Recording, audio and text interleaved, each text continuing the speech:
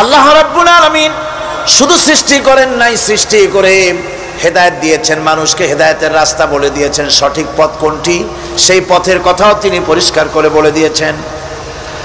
এই জন্য আল্লাহ পাক বলেন, কোরআন মাজিদ হেদায়েতকে বিরাট দান বলে ঘোষণা করেছে।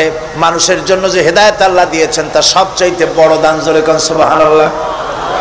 ইন্না খালাকনাল ইনসানা মিন নুতফাতিন আমশাজিন নাবতালিহি ফাজআলনাহু সামিআম বাসীরা।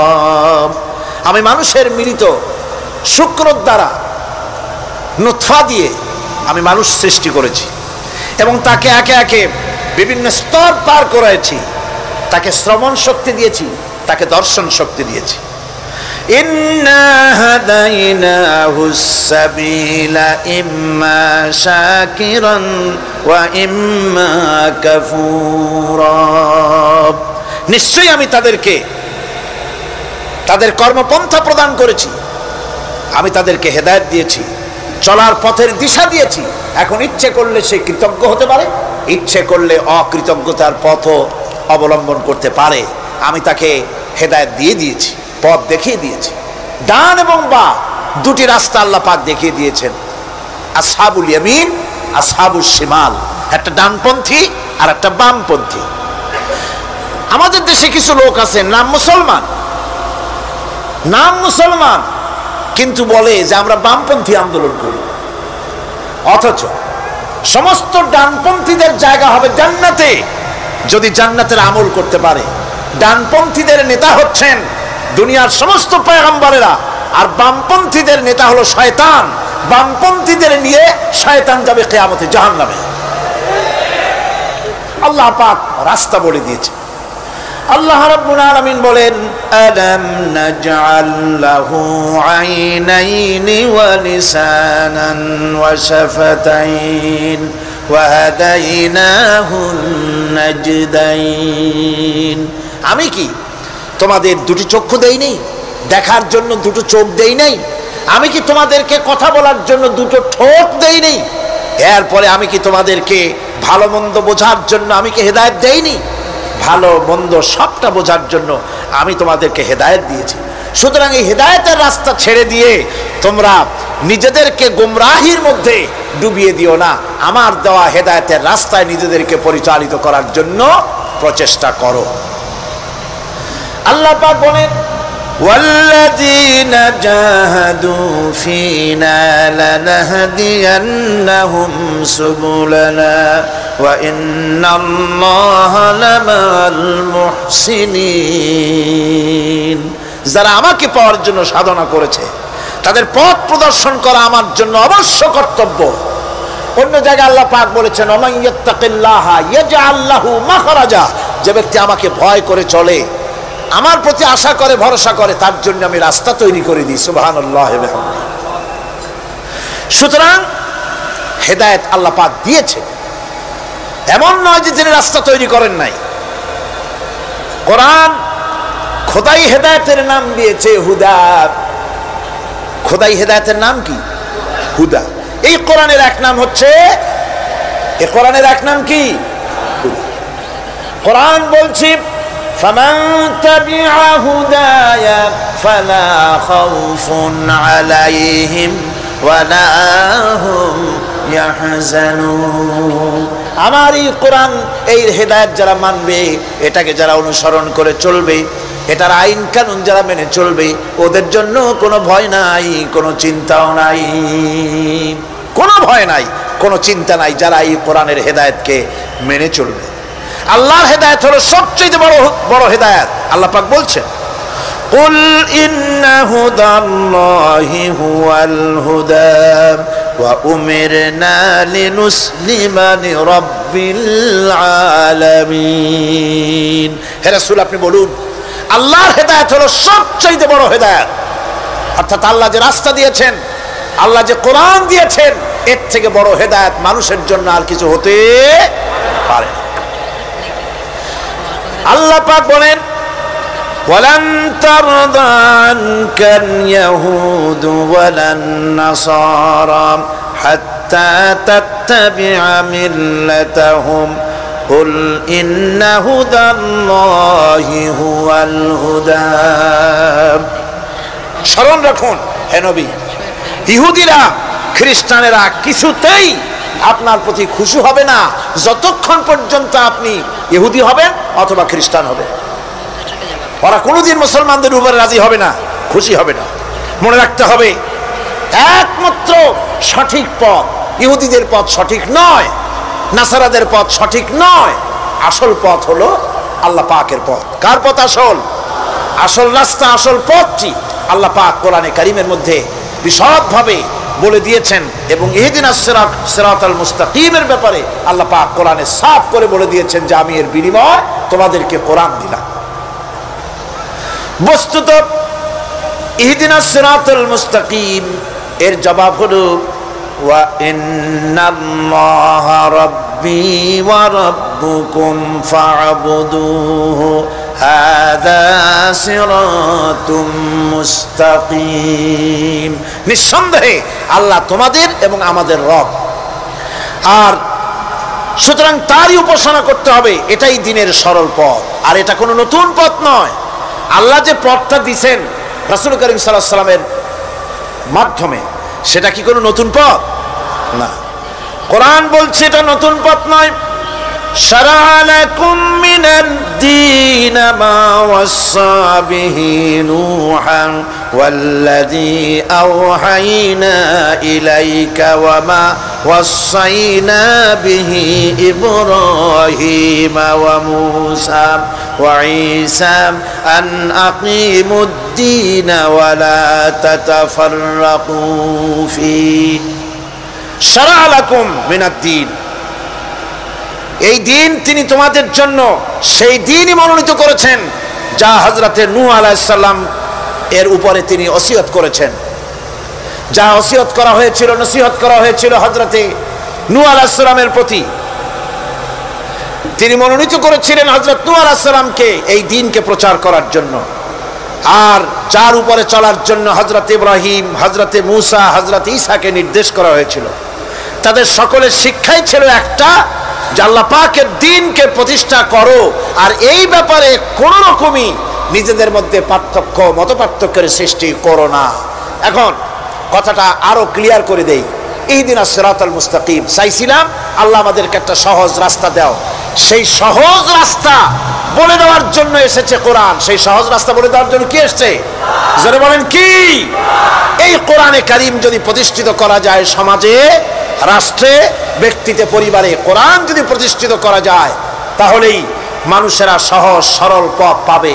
নইলে সহজ সরল পথ পৃথিবীতে আর কারো কাছে নাই। যা আছে সবটা কার কাছে? কোরআনে কারীমের কাছে।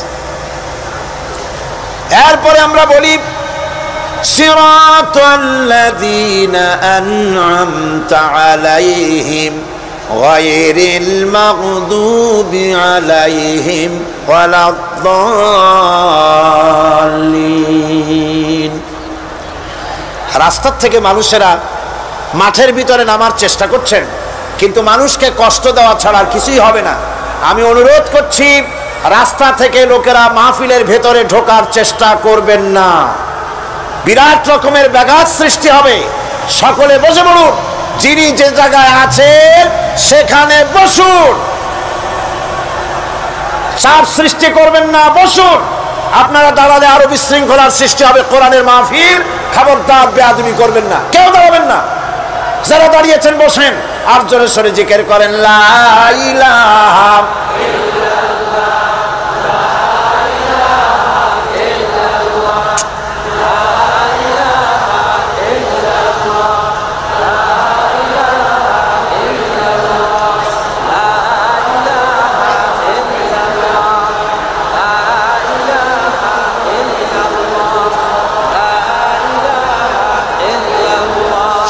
লা ইলাহা ইল্লাল্লাহ। জোরে করেন লা ইলাহা ইল্লাল্লাহ, লা ইলাহা ইল্লাল্লাহ,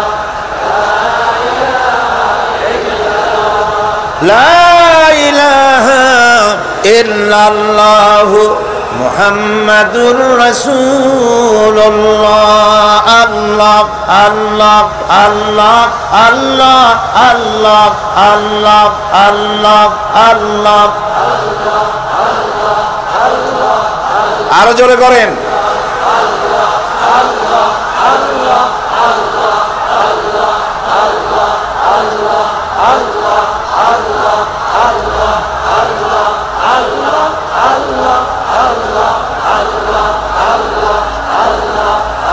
লা ইলাহা ইল্লাল্লাহু মুহাম্মাদুর রাসূলুল্লাহ।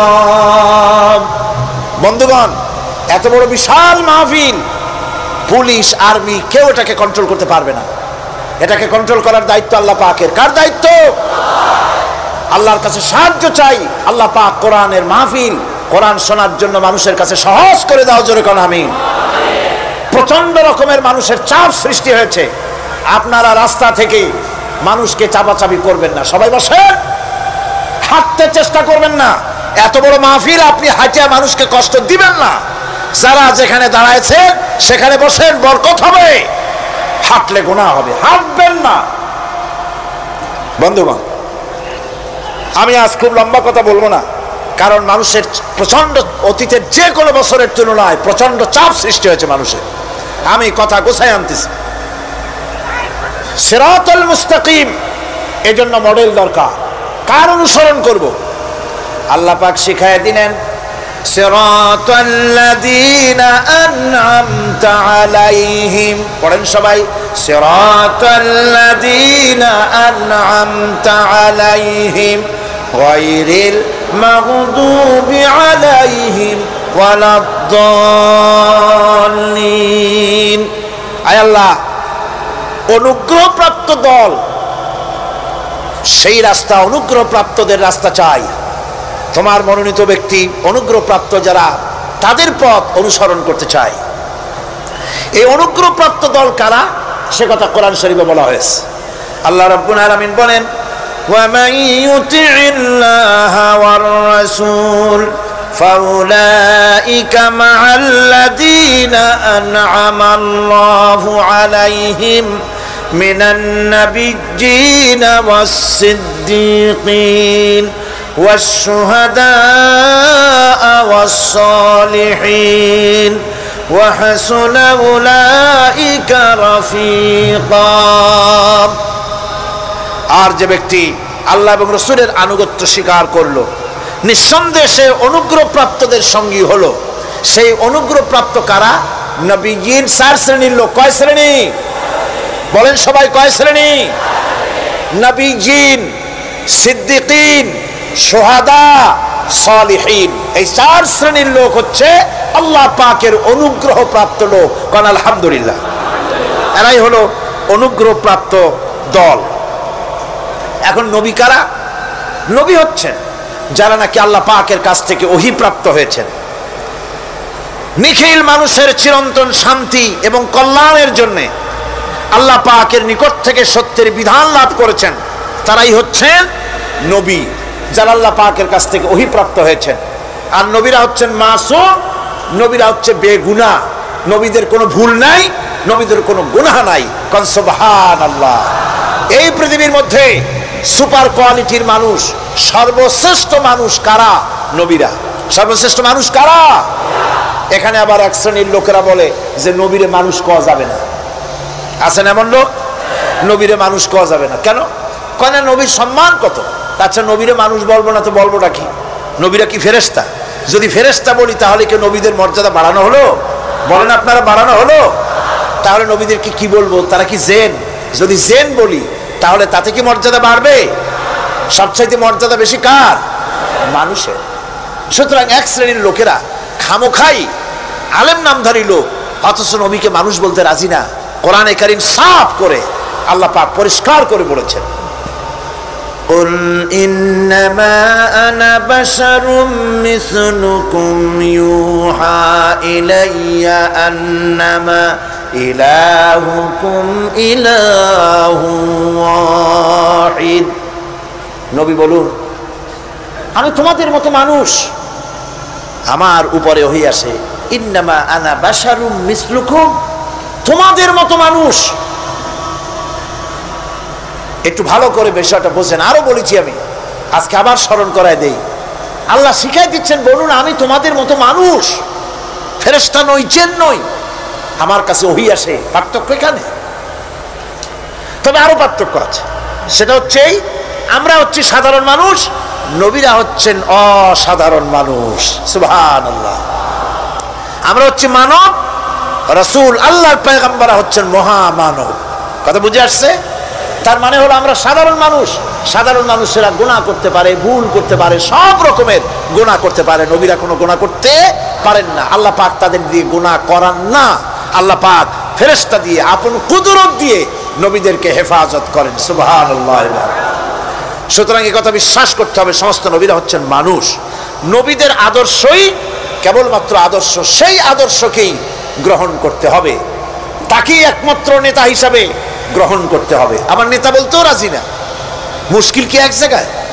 কয় যে নেতা বলা যাবে না। কেন? কয় যে ওই যে মানুষেরা বলে, স্লোগান দেয়, আমার নেতা, তোমার নেতা, অমুক তমুক, হ্যান ত্যান। তো এগুলির সাথে নবীরে মিশানো এটা ঠিক না। তাছাড়া নবীরে নেতা কব না, কবটা কি? নবী কি হয় নেতা হবে, না হয় অনুসারী হবে, এর বাইরে তো কিছুই নাই। হয় ইমাম, না হয় মুক্তাদি। বাইরে কি? বাইরে তো নাই কিছু। সুতরাং নবী কি মুক্তাদি হবে? নবী কি অনুসারী হবে? নিশ্চয়ই হাজার বার নবী হচ্ছেন ইমাম, নবী হচ্ছেন নেতা। আমরা যখন আরবিতে বলি, ওনারা নিজেরাও আরবিতে বলেন, তখন কোনো আপত্তি হয় না। আল্লাহুম্মা সাল্লি আলা সাইয়্যিদিনা মুহাম্মদ। সাইয়্যিদিনা মানে হচ্ছে আমাদের লিডার, আমাদের নেতা। সাইয়্যিদিনা যখন বলে তখন আপত্তি করে না, কিন্তু আমাদের নেতা বললেই আপত্তি করেন। বাংলা ভাষা, বাংলাদেশি মানুষ হইয়া বাংলা ভাষার প্রতি এই গভীর জ্ঞান দেখলে দুঃখই হয়। বন্ধুগণ, মনে রাখতে হবে, নবী হচ্ছেন মাসুম, বেগুনাহ এবং নেতা। আর মুহাম্মদ সাল্লাল্লাহু আলাইহি ওয়াসাল্লাম হচ্ছেন বিশ্ব নেতা, এটা কোনো সন্দেহ নাই। এই নবীর অনুসরণ করতে হবে। সিদ্দিকিন হচ্ছে সত্যকে যারা উদার, উন্মুক্ত, অকুণ্ঠ চিত্তে, দ্বিধাহীনভাবে যারা গ্রহণ করেছে, এর বিপরীত যারা করেই নাই, তারাই হচ্ছেন সিদ্দিকিন। হযরতে, যেমন একটা দৃষ্টান্ত, হযরতে আবু বকর সিদ্দিক রাদিয়াল্লাহু তাআলা আনহু, মেরাজ থেকে হুজুর ফিরে এসেছেন সকালবেলায়, ফজরের নামাজ পড়ে বসেছেন কাবা শরীফে, তিনি বসে আছেন। তো তখন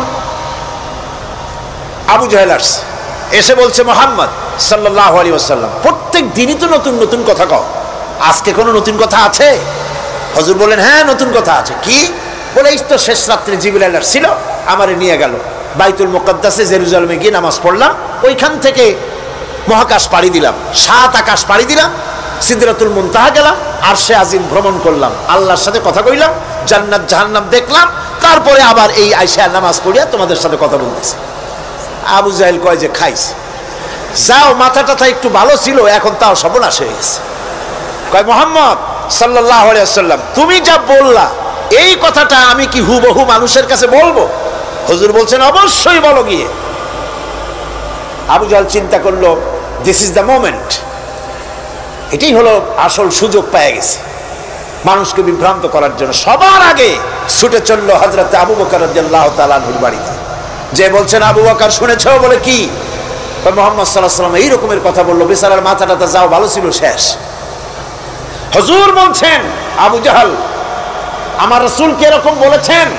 আবু জাহেল বলছে, আমার নিজ কানে শুনে আসলাম, এখনো তিনি সেখানে বসা।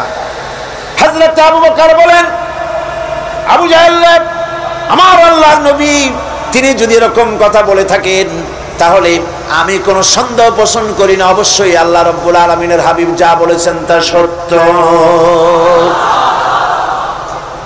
হযরত আবু বকর রাদিয়াল্লাহু তাআলা আনহু মসজিদে হারামে আসলেন, হুজুরকে জিজ্ঞেস করলেন, হুজুর, আবু জাহেল আমাকে এই সব কথা বললো, এগুলি কি ঠিক? হুজুর বললেন, হ্যাঁ। তিনি ঘটনা বয়ান করলেন।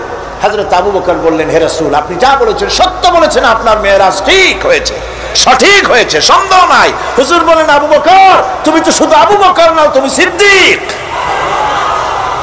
সত্যকে যারা অকুণ্ঠ চিত্তে, অকুণ্ঠ চিত্তে, দ্বিধাহীন ভাবে যারা সত্যের সামনে মাথা নত করেছে, গ্রহণ করে নিয়েছে, দ্বিমত পোষণ করে নাই, কোন রকমের দুষ্ট বুদ্ধির আশ্রয় গ্রহণ করেনি, উল্টাপাল্টা করেনি, এই সমস্ত মানুষেরই হলো সিদ্দিক।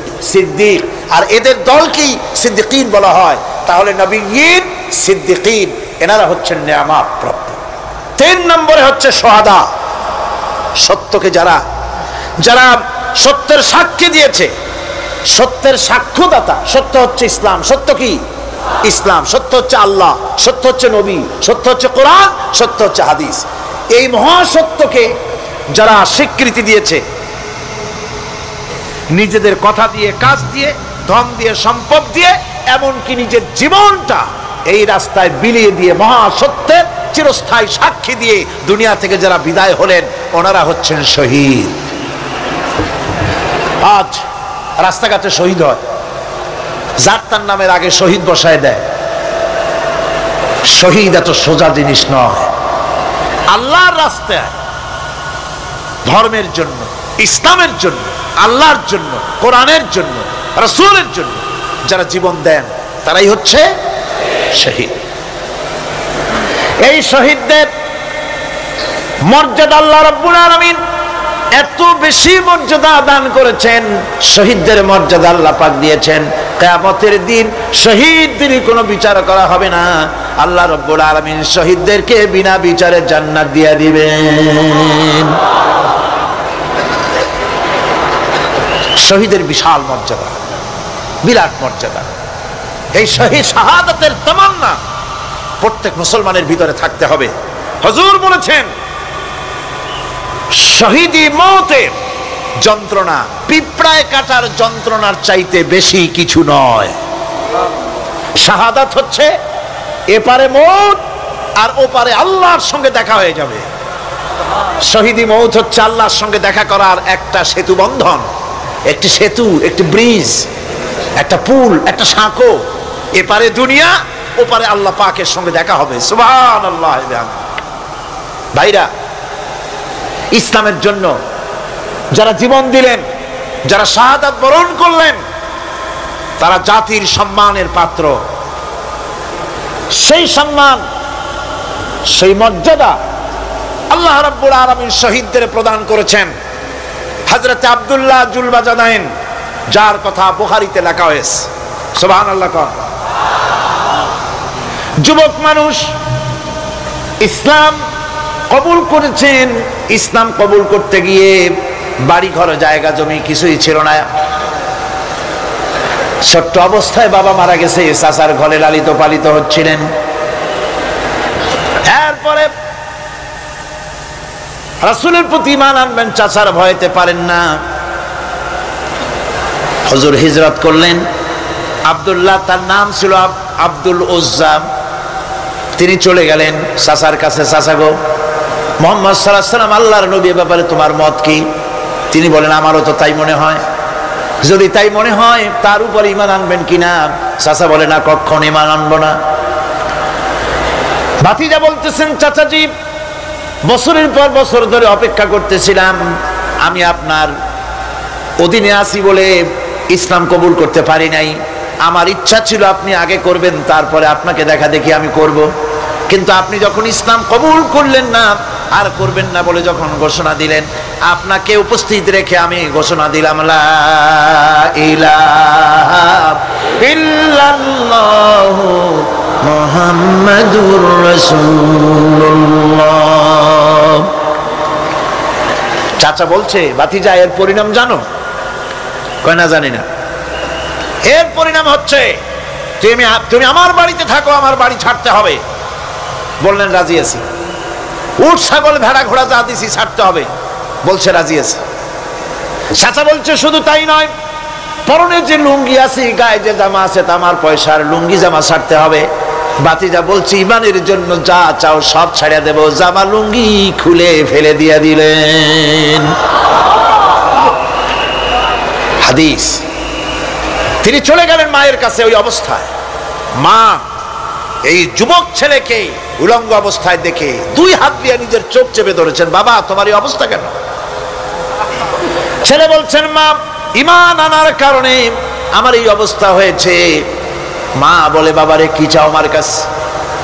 আব্দুল উজ্জা বলছে মা কিচ্ছু চাই না, একটুখানি কাপড় আমারে দাও, আমি বিশ্ব নবী মুহাম্মদ সাল্লাল্লাহু আলাইহি ওয়াসাল্লামের খেদমতে যেতে চাই। মায়ের কাছে পুরানা কম্বল ছিল, কম্বলটা তিনি দিয়ে দিলেন। হযরতে এখনো তো সে মুসলমান হয়নি, ওই কম্বলটা ছিঁড়ে নিয়ে দুই টুকরা করে কম্বলটা পরলেন, আদাটা তাতে করে হাঁটু ঢাকে না, আর একটা কোন রকম গায়ে দিলেন। এরপরে হেঁটে হেঁটে কষ্ট করে মদিনায় চলে গেলেন। মসজিদে নববীর ভিতরে ঢুকে দরজার কাছে বসা বিশ্বনবী জনাবে মুহাম্মদুর রাসূলুল্লাহ সাল্লাল্লাহু আলাইহি ওয়াসাল্লাম মসজিদে নববীতে, যুবক, হাঁটুর উপরে কাপড়, মাথার চুল উস্কো খুস্কো চেহারা, ক্ষুধার্ত চেহারা। হুজুর জিজ্ঞেস করছেন তুমি কে? তিনি বললেন আমার নাম আব্দুল উজ্জা, তোমার এই অবস্থা কেন? তিনি বললেন হুজুর ঈমান আনার জন্য বাড়ি ঘর জায়গা জমিন উট বাছুর সব হারাইছি, এমনকি পরনের লুঙ্গিও আমারে দেয় নাই, মার কম্বলটা ছিঁড়িয়ে এনেছি।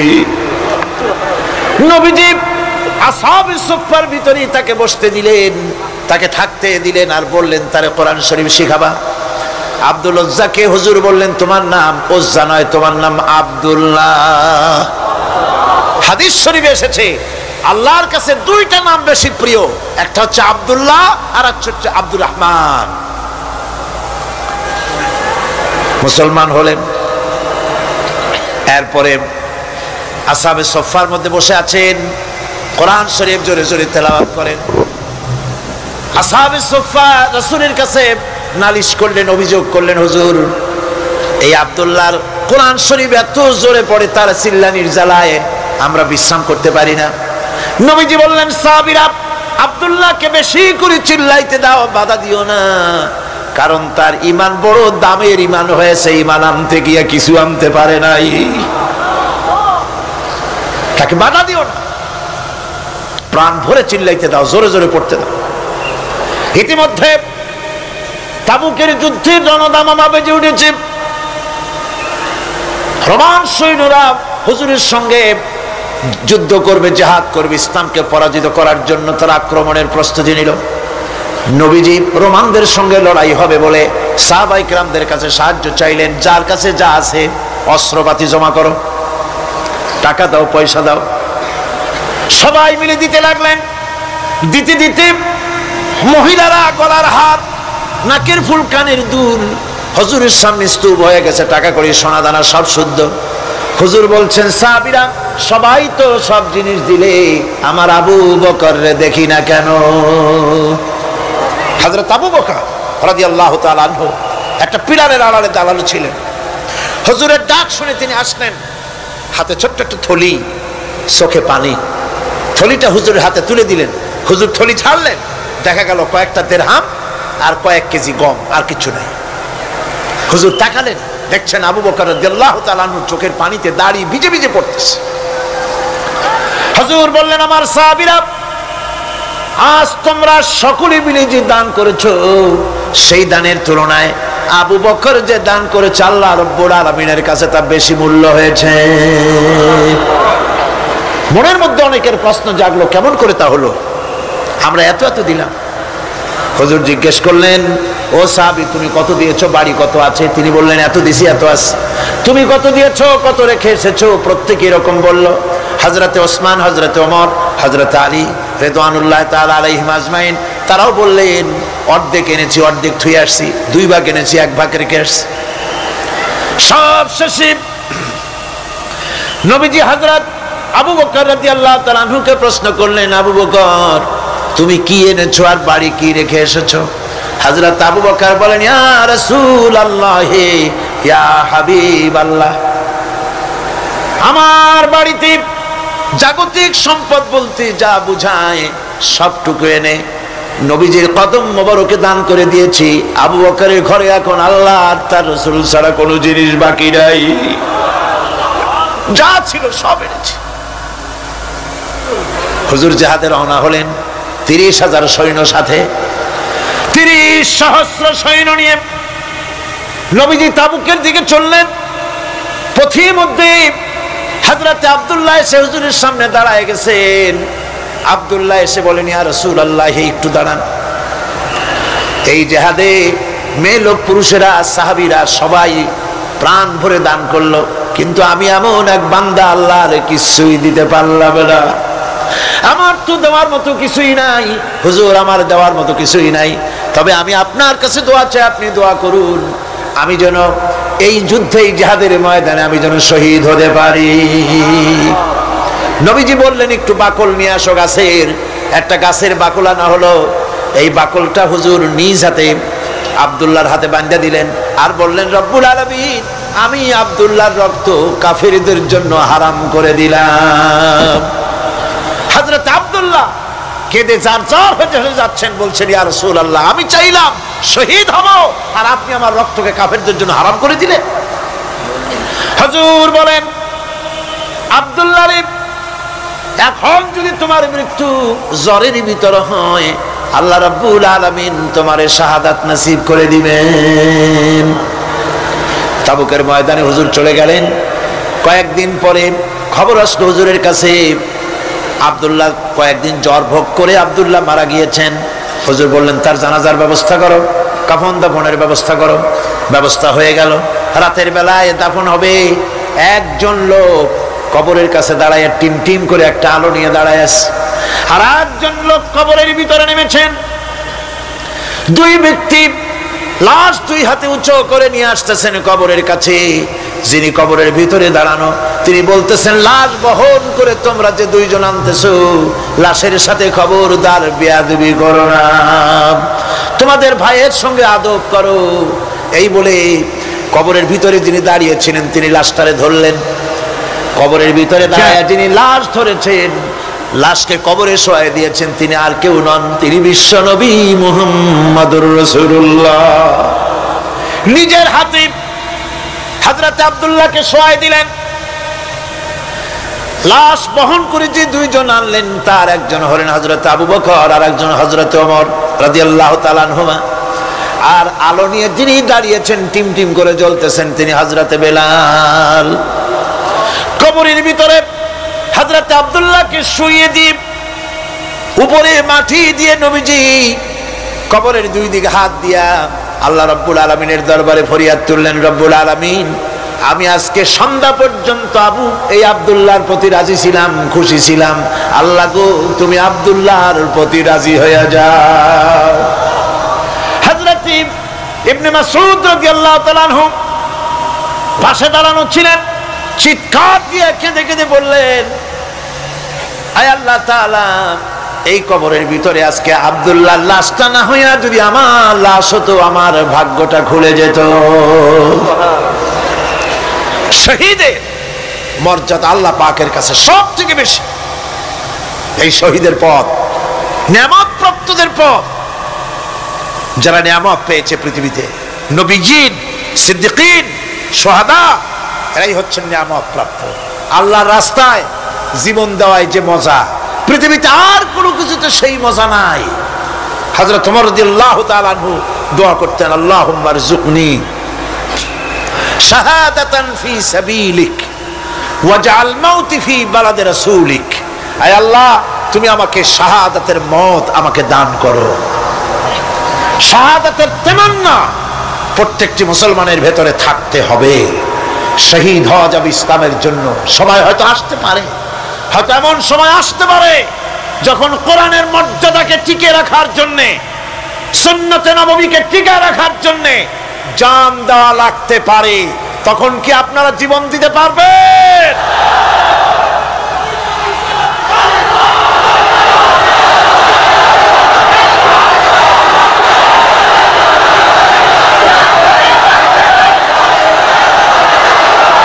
এরপরে চতুর্থ নম্বরে হচ্ছে সালিহিন। চতুর্থ নম্বরে কি? সালিহিন। সালিহিন হচ্ছে জীবনের প্রত্যেকটি ক্ষেত্রে যারা একনিষ্ঠভাবে আল্লাহর বিধান পালন করেছেন, যারা পুণ্যের সাথে সুদৃঢ় থেকেছেন, যারা অটল থেকে পুণ্যের সাথে, হকের সাথে অটল থেকেছেন, কোন অবস্থাতেই ইসলামী আদর্শের বিরুদ্ধাচরণ করেনি, তারাই হচ্ছেন সালিহিন। ইসলামের আদর্শ ছাড়ে নাই, পরিত্যাগ করে নাই, জীবনের সবকিছুর বিনিময় এটাকে আঁকড়ে ধরে থেকেছেন। ইসলামী আদর্শের পরিপন্থী কিচ্ছু করেন নাই, এরা হচ্ছেন সালিহিন। কোন আলহামদুলিল্লাহ। আল্লাহর অনুগ্রহ প্রাপ্ত কয় শ্রেণী? 4 শ্রেণী। নবীজিন, সিদ্দিকিন, শুহাদা, সালিহিন, এই 4 শ্রেণীর লোকেরাই হচ্ছে নিয়ামতপ্রাপ্ত।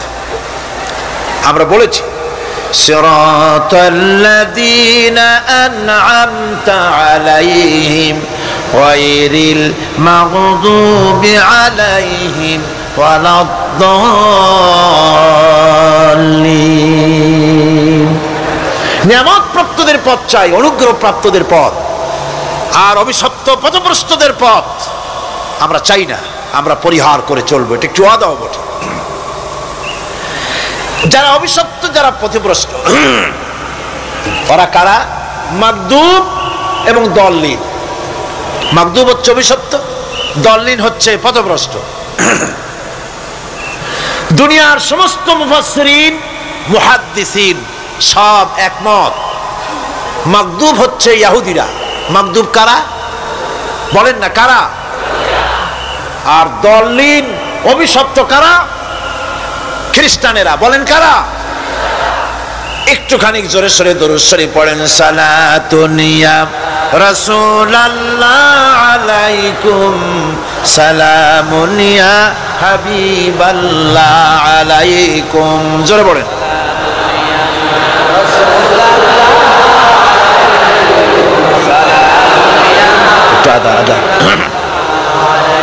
সালাতুন ইয়া রাসূলুল্লাহ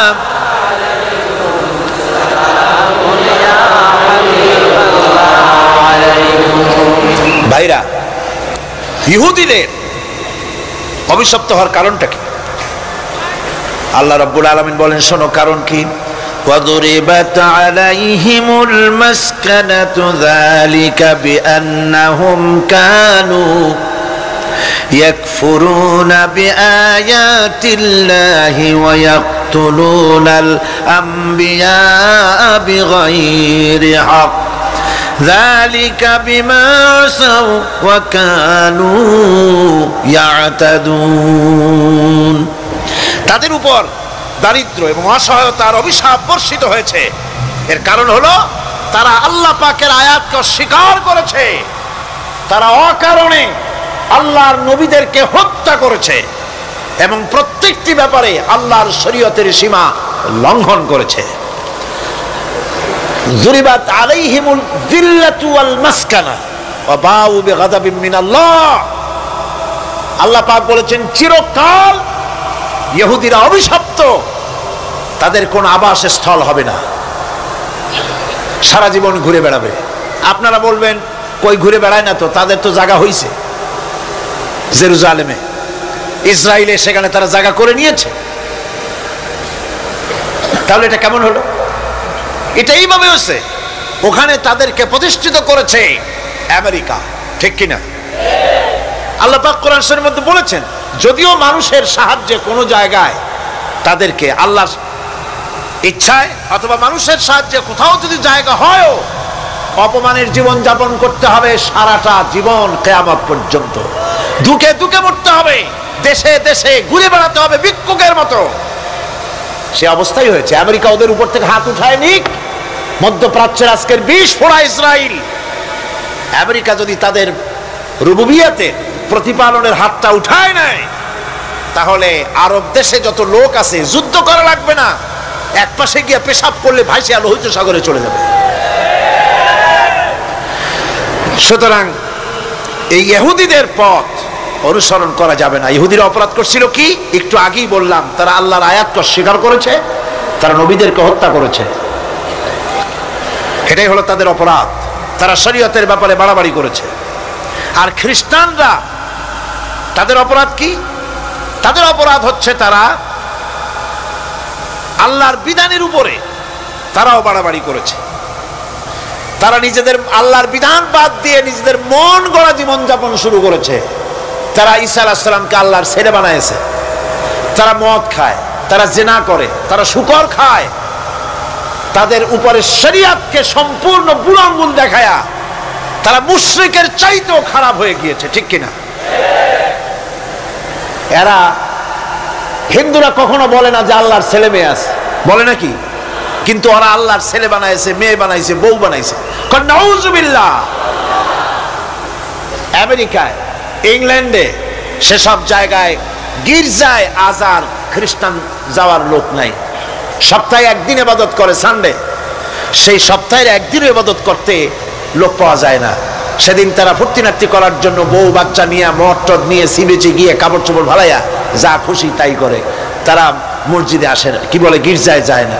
ফলে আমার নিজের চোখে দেখেছি বহুত গির্জা এমন আছে যার সামনে লেখা আছে ফর সেল, বিক্রয়ের জন্যে। এই সাইনবোর্ড যখন লাগায়, এলাকার মুসলমানেরা চান্দা তুলিয়া গির্জা কিনা সব সমানে মসজিদ বানাইতেছে। ইংল্যান্ডে আজ থেকে 100 বছর আগে মসজিদ ছিল মাত্র একটা। সেই গ্রেট ব্রিটেনে এখন মসজিদের সংখ্যা 7000-এর উপরে। আলহামদুলিল্লাহ। সুতরাং এই খ্রিস্টান এবং ইহুদিদের পথ অনুসরণ করা যাবে না, কিন্তু তারপরেও আমরা অনুসরণ করছি না, করছি না? করছি।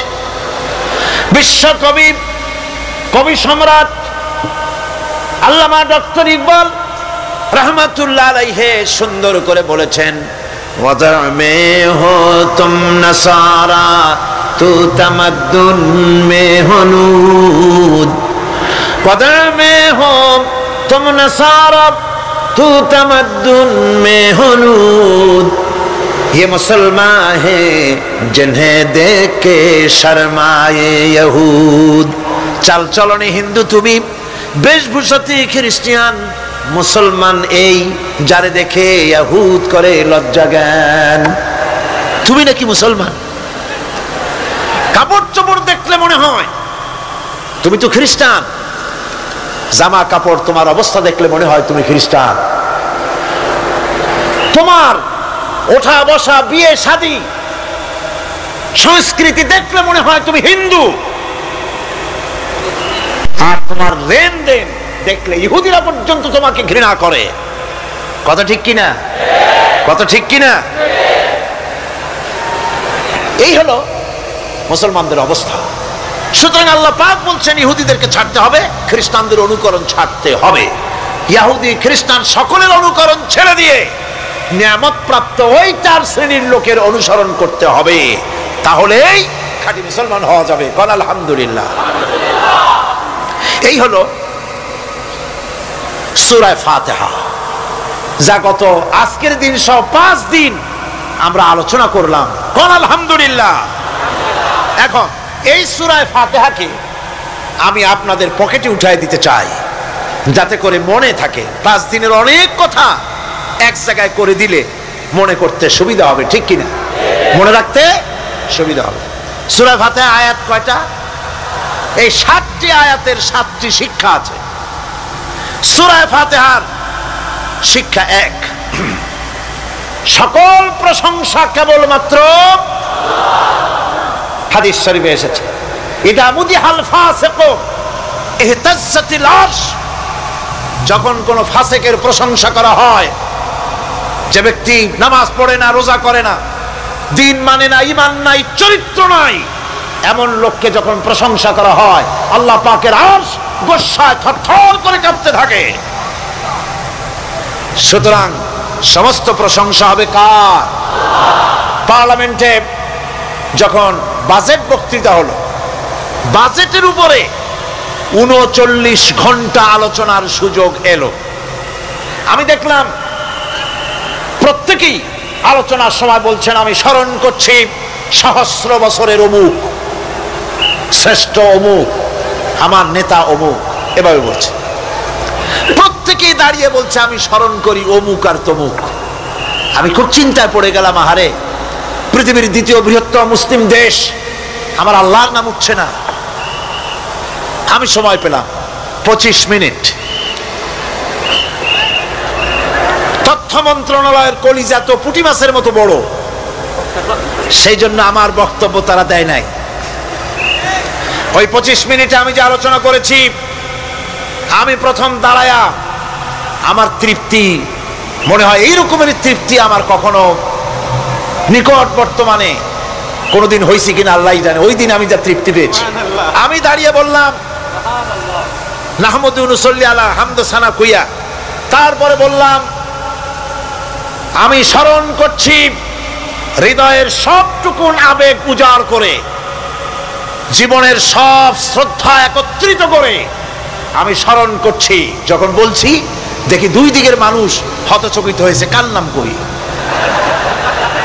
আমি বললাম আমি স্মরণ করছি বিশাল ওই আকাশের মালিক, বিস্তীর্ণ এই জমিনের মালিক, কুল কায়নাতের মালিক আমার আল্লাহ রাব্বুল আলামিনকে স্মরণ করছি।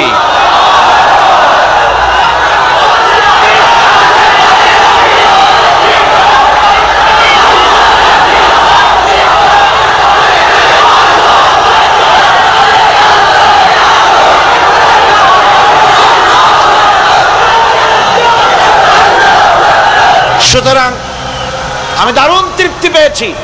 আপনাদেরকেও বলি প্রশংসা হবে কেবলমাত্র আল্লাহ পাকের। প্রশংসা কার? আর প্রশংসা হবে বিশ্ব নবী জনাবে মুহাম্মদ রাসূলুল্লাহ সাল্লাল্লাহু আলাইহি ওয়াসাল্লাম। চিৎকার মেরে সারা জীবন আল্লাহ এবং রাসূলের প্রশংসা করতেই থাকবো ইনশাআল্লাহ। আমাদের করতে হবে, মুসলমানদের দায়িত্ব। আর প্রশংসা করব যারা আমার রাসূলের, আল্লাহর হুকুম মানে আর আমার রাসূলের অনুসরণ অনুকরণ যারা করে তারা আমাদের সম্মানের পাত্র, আলহামদুলিল্লাহ। 2, শেষ বিচারের একমাত্র মালিক হচ্ছেন আল্লাহ পাক। সূরা ফাতিহার দ্বিতীয় শিক্ষা, শেষ বিচারের দিন, ডে অফ জাজমেন্ট, শেষ বিচারের দিনের মালিককে একচ্ছত্র অধিপতি আল্লাহ রাব্বুল আলামিন। যেদিন কেউ কথা বলতে পারবে না আল্লাহ পাকের নির্দেশ ছাড়া, সেই হাসরের মাঠের একচ্ছত্র মালিক আল্লাহ পাক। সুপ্রিম কোর্টের সুপ্রিম কোর্ট, সমস্ত জাস্টিসদের জাস্টিস হবেন আল্লাহ সুবহানাহু ওয়া তাআলা। এটা হলো দ্বিতীয় শিক্ষা, মনে রাখতে হবে। সেদিন আল্লাহ পাক তিনি বিচার করবেন, কঠিন বিচার হবে সেদিন, এটা মনে রাখতে হবে। 3 নম্বরের শিক্ষা হচ্ছে সূরা ফাতিহার শিক্ষা নাম্বার 3, জীবনের সকল ক্ষেত্রে গোলামি, আনুগত্য, দাসত্ব একমাত্র কেবলমাত্র শুধুমাত্র আল্লাহ রাব্বুল আলামিনের। গোলামি কার হবে? চিল্লায় বলেন কার হবে? 3। 4 নম্বরে সাহায্য চাইতে হবে কেবলমাত্র কার কাছে? আল্লাহ পাকের কাছে। 5, হেদায়েতের গ্রন্থ হিসাবে গ্রহণ করতে হবে আল্লাহ পাকের কোরআনে কারীমকে। 6, অনুসরণ করতে হবে কেবলমাত্র নবীজিন, সিদ্দিকিন, শুহাদা, সালেহিনদেরকে। 7, জীবনের সকল স্তর থেকে ইহুদি এবং নাসারাদের প্রভাব মুক্ত করতে হবে নিজের জীবনকে। ইহুদি, নাসারা, আল্লাহ বিরোধী যারা মুশরিক, নাস্তিক, মুরতাদ, এই সবগুলি থেকে নিজেকে মুক্ত করতে হবে। গোলামি হবে কেবলমাত্র আল্লাহ পাকের। আর এইভাবে 7টি আয়াতের 7টি শিক্ষা আপনাদের সামনে পেশ করলাম। আল্লাহ রাব্বুল আলামিন এগুলি যেন মানার তৌফিক আমাদের দেন, আমরা বলি আমিন। আর জোরে বলেন আমিন। বন্ধুগণ, গায়রিল মাগদুবি আলাইহিম ওয়ালাদ-দাল্লিন আমরা পড়ি, ইহুদি এবং খ্রিস্টানের পথ অনুসরণ করব না বলি, কিন্তু এই তো 1 জানুয়ারি আসতেছে। 1 জানুয়ারি 1997 সন, 31 ডিসেম্বর রাত 12টা 1 মিনিটের সময় বাংলাদেশের শহর সমূহে বাজি পোড়ানো শুরু হয়। কথা ঠিক কিনা? আমি জিজ্ঞেস করতে চাই, এটা কি খ্রিস্টানের দেশ? জোরে বলেন, এটা কি খ্রিস্টানের দেশ? অবশ্য আমাদের দেশে খ্রিস্টান, হিন্দু, বৌদ্ধ যারা আছে তারাও আমাদের নাগরিক, সন্দেহ নাই। কিন্তু এই দেশ হচ্ছে পৃথিবীর 2য় বৃহত্তম মুসলিম দেশ। খ্রিস্টানেরা নববর্ষ উদযাপনের জন্য বাজি পোড়াক, ফুর্তি করুক, যা বললায় তাই করুক, কিন্তু একজন মুসলমান এই নববর্ষ উদযাপনের জন্য বাজি পোড়াতে পারে না, বোমা ফুটাতে পারে না, ফুর্তি করতে পারে না, মানে নাই, জাস্টিফিকেশন নাই। এটা যদি করা হয় আপনি খ্রিস্টানদের গোলামি করছেন, এটাই প্রমাণিত হবে। পয়লা বৈশাখ নববর্ষ উদযাপন করা হয় আমাদের দেশে। আজ 2-4 বছর ধরে শুরু হয়েছে পয়লা বৈশাখ উদযাপন করা। পয়লা বৈশাখে সকালবেলায় বাসন্তী রঙের শাড়ি পরে সারা রাত রাস্তায় আলপনা এঁকে রমনা লেকের পাশে গিয়ে যুবতী আর যুবকরা বাসন্তী রঙের শাড়ি পরে সূর্য উদয়ের পানে করজোড়ে সেদিকে তাকিয়ে বলে, এসো হে নববৈশাখ স্বাগতম হে। বৈশাখও বলে, বাবাজিরা আমারে ডাকতেছো? ওয়েট এন্ড সি, অপেক্ষা করো, আসতেছি। যে বৈশাখকে ডাকা হলো, স্বাভাবিক বৈশাখ কাল বৈশাখীর রুদ্র রূপ ধারণ করে 180 মাইল স্পিডে এসে বাড়ি ঘর কল কারখানা ভাঙ্গা জনমের মতো স্বাগতম হে।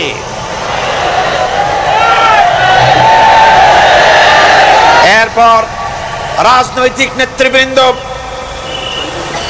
এবং বুদ্ধিজীবী, ছাত্রছাত্রী, শিক্ষক, এক শ্রেণীর শিক্ষকবৃন্দ মঙ্গল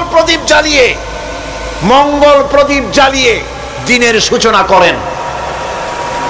কুকুরের মুখোশ, গাধার মুখোশ, কুমিরের মুখোশ পরে মিছিল করেন। ঢোল আরো কি হাবিজাবি বাজাইয়া ফুর্তির চোটে শীতই পড়বে না খারাপ হয়ে থাকবে দিশা করতে পারে না। ঠিক কিনা কন?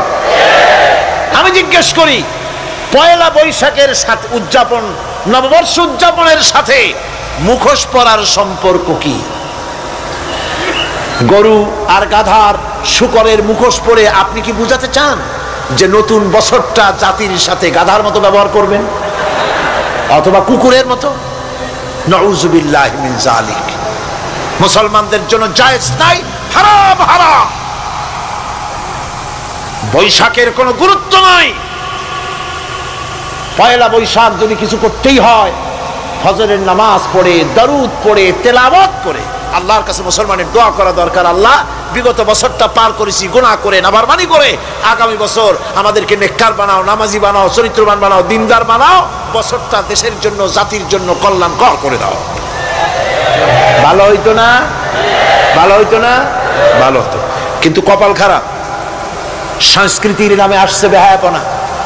ভারতীয় উৎসব হয় বাংলাদেশে, ইন্ডিয়ান ফেস্টিভ্যাল। আমি প্রশ্ন করতে চাই সরকারের কাছে, বাংলাদেশের উৎসব ভারতে হয় কিনা? যদি বাংলাদেশের উৎসব ভারতে না হয়, বাংলার মাটিতে ভারতের উৎসব কেন?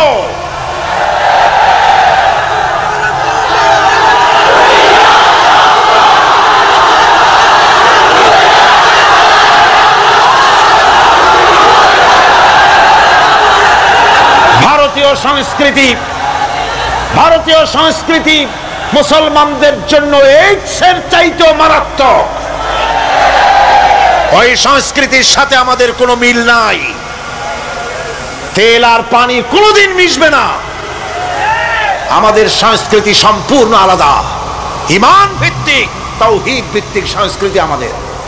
যুবতী মেয়েদেরকে এনে প্রতিদিন সপ্তাহে সপ্তাহে ডজনকে ডজন শিল্পী আনা হচ্ছে আমাদের দেশে, গায়িকা, নর্তকী। আমাদের দেশের ভাবমূর্তিকে নষ্ট করা হয়েছে। গান বাজনার দিকে উঠে পড়ে লেগে গিয়েছে জাতি আজ। এই জাতির দুর্ভাগ্য কোথায় গিয়ে ঠেকবে আল্লাহ পাক জানেন। আমরা মুসলমান, আমাদের উন্নতি, আমাদের উরুজ, আমাদের জাওয়াল, আমাদের উন্নতি আর আমাদের অবনতি কিসে হবে? বিশ্বকবি বলছেন, তুঝে বাতাও তকদীরে উমম ক্যা হ্যায়, তুঝে বাতাও তকদীরে উমম ক্যা হ্যায়, শমশির ও সনা আউয়াল তাউস और বাবাগীর। এসো, এ জাতির অগ্রগতি আর উন্নতির ইতিহাস তোমারে শোনাই। এ জাতির হাতে যতদিন ছিল তরবারি, এ জাতির হাতে যতদিন ছিল কোরআন, গোটা পৃথিবী তার পায়ের উপরে চুমা খেয়েছে। আর যেদিন কোরআনের পরিবর্তে জাতির হাতে এসেছে তানপুরা, বেহালা, ঢোল, সারিন্দা, নারিন্দা, সারেগামা, পাদানিসা, তখনই কপাল পুড়েছে জাতির।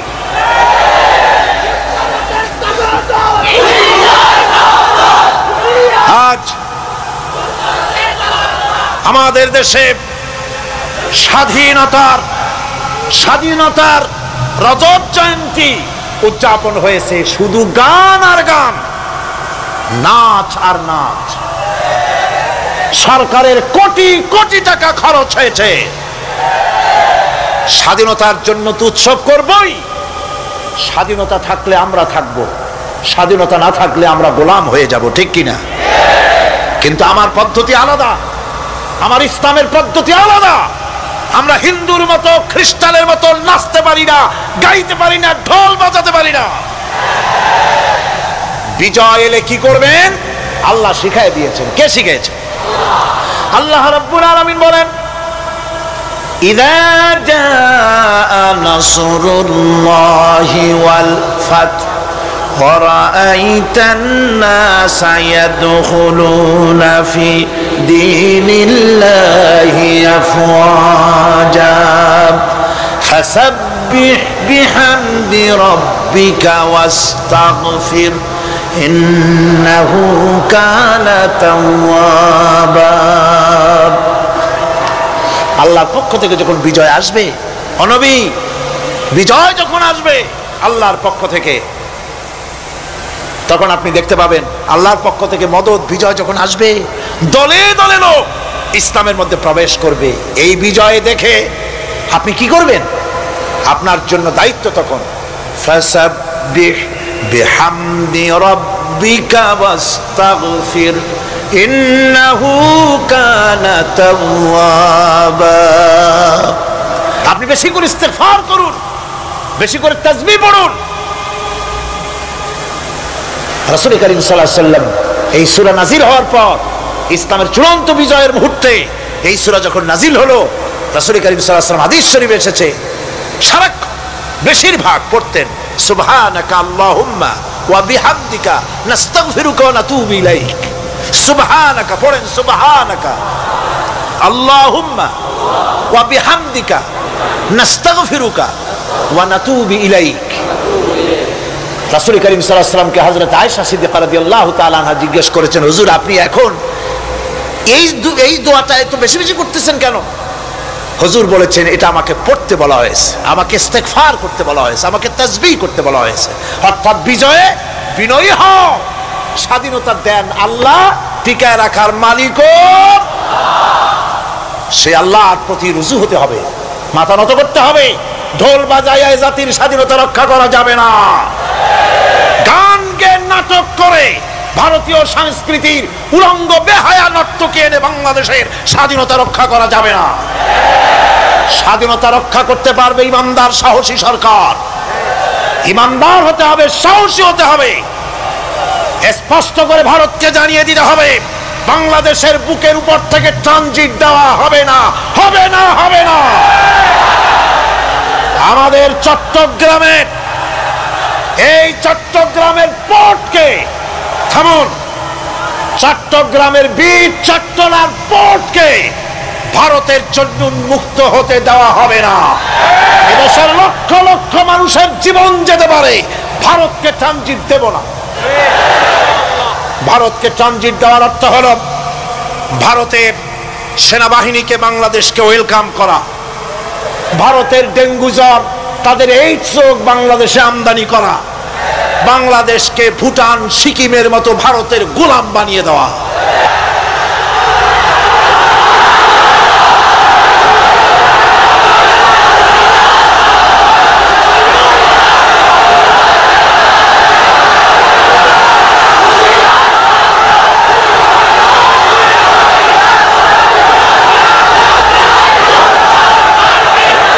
বন্ধুগণ, বন্ধুগণ, আমি বলতেছিলাম থামুন। গায়রিল মাগদুবি আলাইহিম ওয়ালাদ-দাল্লিন, খ্রিস্টান, ইহুদি, হিন্দু, মুশরিক কারো অনুসরণ করব না।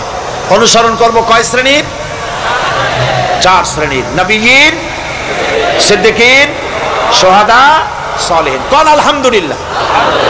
এরপর আমরা মুসলমান, কিন্তু আমাদের বিবাহ অনুষ্ঠান যখন হয়, এই বিবাহ অনুষ্ঠানগুলি আমরা কি মুসলমানদের মতো করি? জবাব চাই, করি?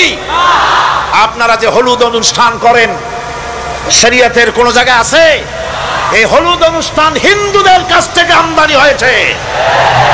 একটা হলুদ অনুষ্ঠানে যা খরচ হয় তা দিয়ে 6টা বিয়ে করানো যায়।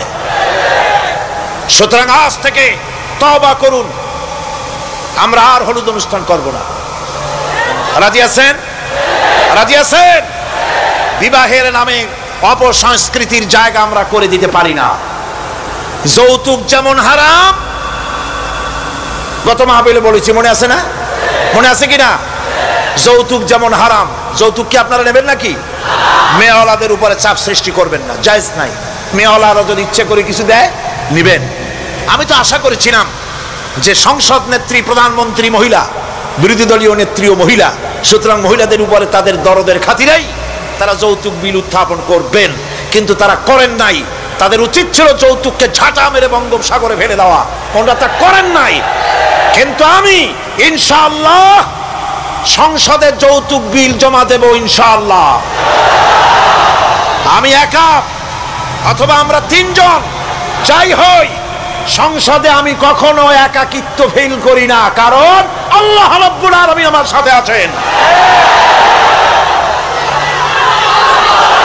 এই যৌতুক বিরোধী বিল উত্থাপন করে যৌতুক বন্ধ করতে হবে। 2 নম্বরের কথা হচ্ছে, মেয়েওয়ালারা তারাও আবার একটা খারাপ কাজ শুরু করেছেন, সেটা হলো বেশি পরিমাণের মহারানা চাপায় দেওয়া। মহারানা এটা শরীয়ত কোনো বাধ্যে টেন্দে দেয় নাই। ছেলেপক্ষ যদ্দূর দিতে পারে সেইটা মেয়েওয়ালাদের আন্দাজ থাকা উচিত। অহেতুক যৌতুক, অহেতুক মহারানা চাপায় দিবেন না। এটা একটি ট্র্যাডিশন হয়েছে। 5,55,515 টাকা 1 পয়সা, বাজে কাজ। 11 লক্ষ, হ্যাঁ, যদি ছেলেওয়ালা দেওয়ার মতো হয়, স্ত্রী দেন না, কোনো ক্ষতি নাই। আল্লাহ তো কোরআন শরীফে বলেছেন, তোমার বউরে যদি তুমি পাহাড় সমান সম্পদ দাও, কণা মাত্র ফিরায় নিও না। সুবহানাল্লাহ। আর মহারানার টাকাকে ফরজরূপী দায়িত্ব হিসাবে আদায় করে দাও।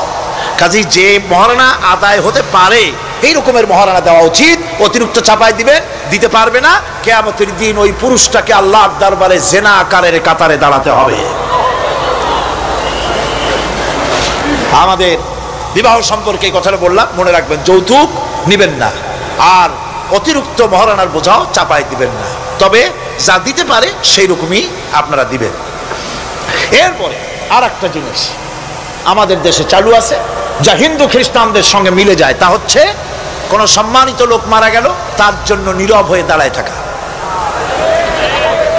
আমাদের পার্লামেন্টের একজন সদস্য মারা গেলেন, সংসদে প্রস্তাব উঠলো 1 মিনিট নীরব হয়ে দাঁড়ায় থাকে। আমি বললাম, স্পিকার সাহেব, 1 মিনিট দাঁড়ায় থাকলে যদি সওয়াব হয়, তো 1 মিনিট কেন, আসুন আমরা 25 মিনিট খাড়াই থাকি। আর যদি কোনো সওয়াবই না হয়, তাহলে এই প্রহসন কেন? আমরা তো আমাদের মা বাপের কবরের কাছে গিয়া কোনোদিন ভূতের মতো খাড়াই থাকি না, সেখানে তো অবশ্যই আমরা দোয়া দুরূদ পড়ি, ঠিক কিনা? বললাম, স্পিকার সাহেব, আমার মাহফিল যদি হতো তা আমি বলতাম সূরা ফাতিহা পড়েন, ইখলাস পড়েন, দরুদ শরীফ পড়েন। এটা আপনার মাহফিল, এটার গার্ডিয়ান আপনি, এটার অভিভাবক আপনি। আপনি সকলকে বলেন সূরা ফাতিহা, সূরা ইখলাস পড়তে। মাননীয় সম্মানিত স্পিকার সাথে সাথে বললেন সকলকে, আপনারা ফাতিহা পড়েন, ইখলাস পড়েন, দরুদ শরীফ পড়েন। আলহামদুলিল্লাহ, বললেন আলহামদুলিল্লাহ। আমরা চেষ্টা করছি সংসদের ভেতরে একটা গুণগত পরিবর্তন আনার জন্য। আল্লাহ যেন তৌফিক দেন, জনগণ আমিন। ভাইরা আমার, সুতরাং এই সমস্ত হচ্ছে খ্রিস্টান ইহুদিদের কাস্টমস, তাদের ট্র্যাডিশন, এর সাথে আমাদের কোনো সম্পর্ক নাই। হিন্দুরা, খ্রিস্টানেরা কেউ মরে গেলে পরে দাঁড়ায় থাকুক, শুয়ে থাকুক, যেমনি পারে তেমনি করুক, কিন্তু আমি তো মুসলমান, আমি কি? জোরে বলেন, আমরা কি? ইসলাম যা এলাউ করে না, আমরা তা করতে পারি না। এটা যেন আমাদের সকলের মনে থাকে, বন্ধুগণ। এরপরে আমি আরজ করতে চাই, আমি মোনাজাতের দিকে এগোচ্ছি। আমি বুঝতে পারছি মানুষের প্রচন্ড কষ্ট হচ্ছে, মা বোনদের, ভাইয়েদের। এরপরে যে কথাটি আমি বলতে চাই সেটা হলো, বাংলাদেশ হচ্ছে ইসলামের ঘাঁটি, ইসলামের দুর্জয় ঘাঁটি। আমাদের এই দেশে আল্লাহর দ্বীন কায়েম করতে হবে, জমিন আল্লাহর। আমি জিজ্ঞেস করতে চাই, এই লক্ষ লক্ষ জনতার কাছে জমিন কার? আমি খুশি হইতে পারলাম না। আপনারা আল্লাহর নামটা কি জোরে নিছিলেন? গায়ে যত শক্তি আছে ওই শক্তি দিয়ে আল্লাহর নামটা নিছিলেন? যদি না নিয়ে থাকেন, সবটা শক্তি নিয়ে আপনারা বলেন জমিন কার? আরো জোরে বলতে হবে, জমিন কার? আকাশ কার? বাতাস কার? এ মানব গোষ্ঠী কার? আইন চলবে কার? সুতরাং আল্লাহর আইনের উল্টা ধর্মনিরপেক্ষতাবাদ, জাতীয়তাবাদ, পুঁজিবাদ, সমাজতন্ত্র মানি না, মানি না, মানি না।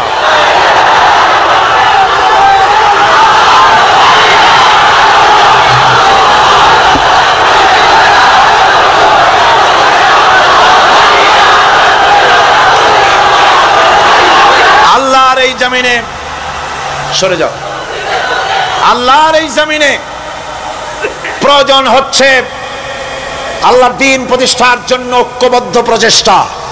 এজন্য চাই ওলামা মাশায়েখদের ঐক্য। কি চাই? ওলামা মাশায়েখদের ঐক্য চাই। কথা ঠিক কিনা? কিন্তু আমাদের দেশের এক শ্রেণীর ওলামা আছেন, তাদের প্রতি সম্পূর্ণ শ্রদ্ধা জানিয়ে বলছি, ওনারা বুঝতে পারেন না, ওনাদের অজান্তেই ওনাদেরকে নির্বাচনে খাড়া করে দেয় পয়সা দিয়া। হুজুর আপনার খরচ হবে না, যা লাগে দিয়ে দেব। আপনার মতো লোক যদি নির্বাচন না করে, আপনি যদি পার্লামেন্টে না যান, তো পার্লামেন্ট দিয়ে হবে কি? ওই হুজুর বোঝেন না যে আমি পার্লামেন্টে যাই করবোটা কি? ওখানে যাই কড়িকাঠ জানলার দরজা কয়টা গুনেই খুলে দিতে পারবে না। ওনার জামানত বাজেয়াপ্ত হবে, উনি তা নিজেও জানেন। তারপরেও ইসলামী আন্দোলনের একটা লোক যদি ফেল করানো যায়, সেজন্যই সম্পূর্ণ ইখলাসের সাথে উনি দাঁড়ায় যান।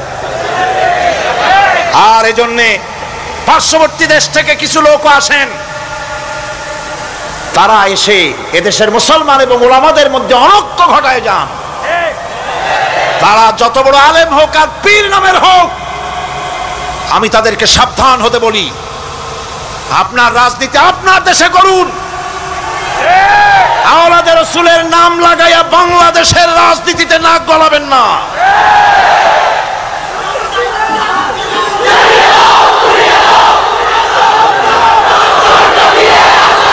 ওলামাদের এক হতে হবে।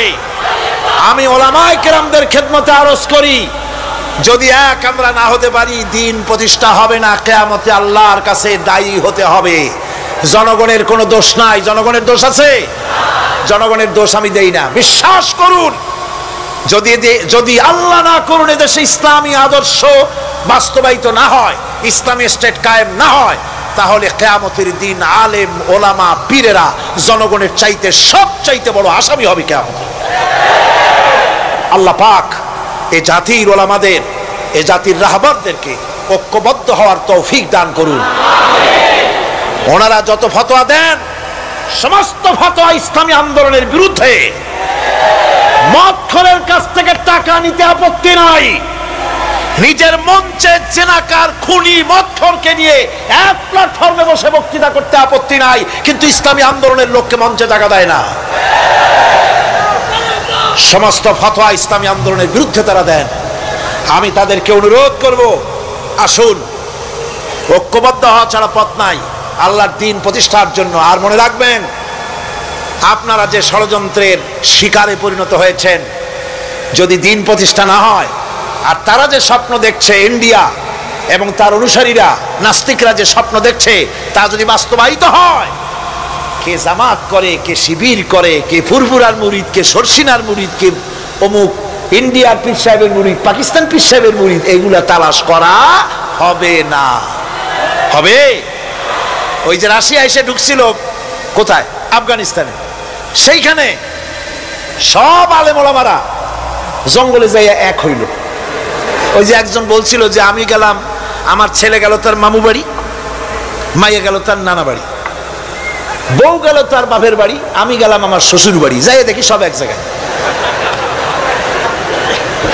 এই লোকগুলি আলেম ওলামা পীর বুজুর্গ সব গিয়া পাহাড়ের মধ্যে এক জায়গায় হয়েছে। হায় হায়, সুন্নি, কড়া সুন্নি, গোলাপি সুন্নি, ওহাবি, ঠান্ডা সুন্নি, তারপরে দেওবন্দি সব এক জায়গায়। হায় হায়, কি সর্বনাশটা করলাম! যদি ঐক্য থাকতাম তাহলে কি আর রাশিয়া আমাদের উপরে হামলা হতে পারতো, করতে পারতো? চোখের পানি ফেললো, কানলো, একে অপরকে জড়াই ধরলো।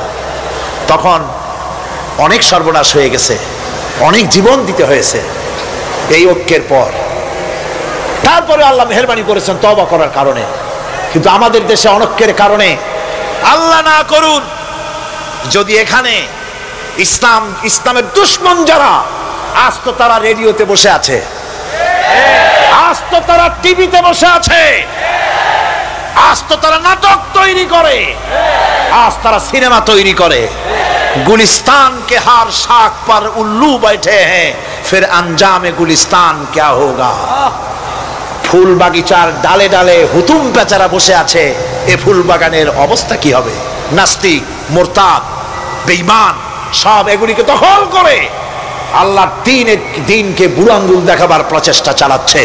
যদি তাদের স্বপ্ন কামিয়াব হয়, তাহলে মনে রাখবেন ওই কাবলির মতো, যে কাবলি এসে দেখছিল যে বাঙালি ছেলে, বাংলাদেশি ছেলে, সে জাম খেতেছে, জিজ্ঞেস করছে তুম সব क्या खाया करते हो?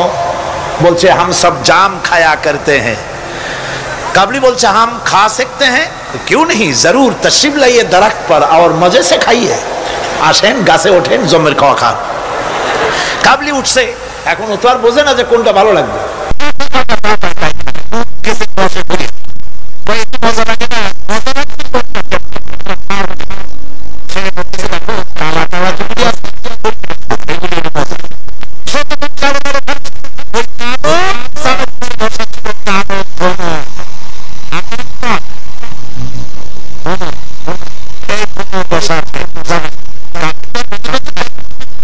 শুদ্ধা ধরছে, কাবলির হাতের মধ্যে ভ্রমর পড়ছে। এখন কাবলির হাত তো বোঝেন সাগর কলার মতো আঙ্গুল, ওর ভিতরে ভ্রমর পড়ে ভোঁ ভোঁ করছে। কাবলি বলছে ভোঁ করো, ভাঁ করো, छोड़ेगा नहीं, কালে কালে जितने पाएंगे सब खा छोड़ेंगे। কালো পাইলি হয়েছে। সুতরাং ইসলাম বিরোধীরা যদি সুযোগ পেয়ে যায়, দেওবন্দি মাদ্রাসায় কে পাশ করেছো, পটিয়াকে, হাটহাজারীকে, ফুরফুরাকে, সরসিনাকে, দেওবন্দিকে, আলিয়াকে দেখা হবে না, পাইকারি ধরে দাড়ি টুপি ধরে ধরে হত্যা করা হবে।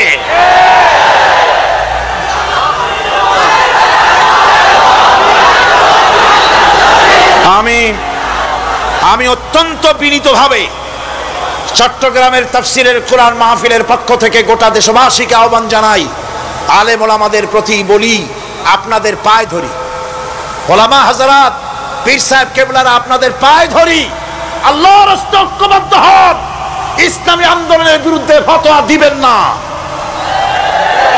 এটি আত্মঘাতী কাজ, নিজেদের সর্বনাশ নিজেরা করছেন, নিজেদের পায়ে নিজেরা কুড়াল মারতেছেন। এরপরে আমি যুবকদের জন্য বলবো, যুবকরা তোমরা যারা মাহফিলে এসেছো, মাহফিলে যুবকরাই বেশি আসে আলহামদুলিল্লাহ। এই জন্য মাহফিলে লোক ঠেকাবার জন্য কত যে চেষ্টা, তাদের চেষ্টার কোনো অবধি নাই। এই আমার বিরুদ্ধে 1989-90 দুইটা বছর যা জ্বালানো হয়েছে, যেখানে যাই, আমি যাওয়ার আগেই হযরত হরতাল শরীফ আইসে হাজির, 144 ধারা হাজির। তো মাবুদের মেহেরবানি, জনগণ কোরআনের পাগল, বাংলাদেশের জনগণ যেখানে 144 দিয়েছে সরকার, জনগণ সেখানে 288 বানায় দিছে।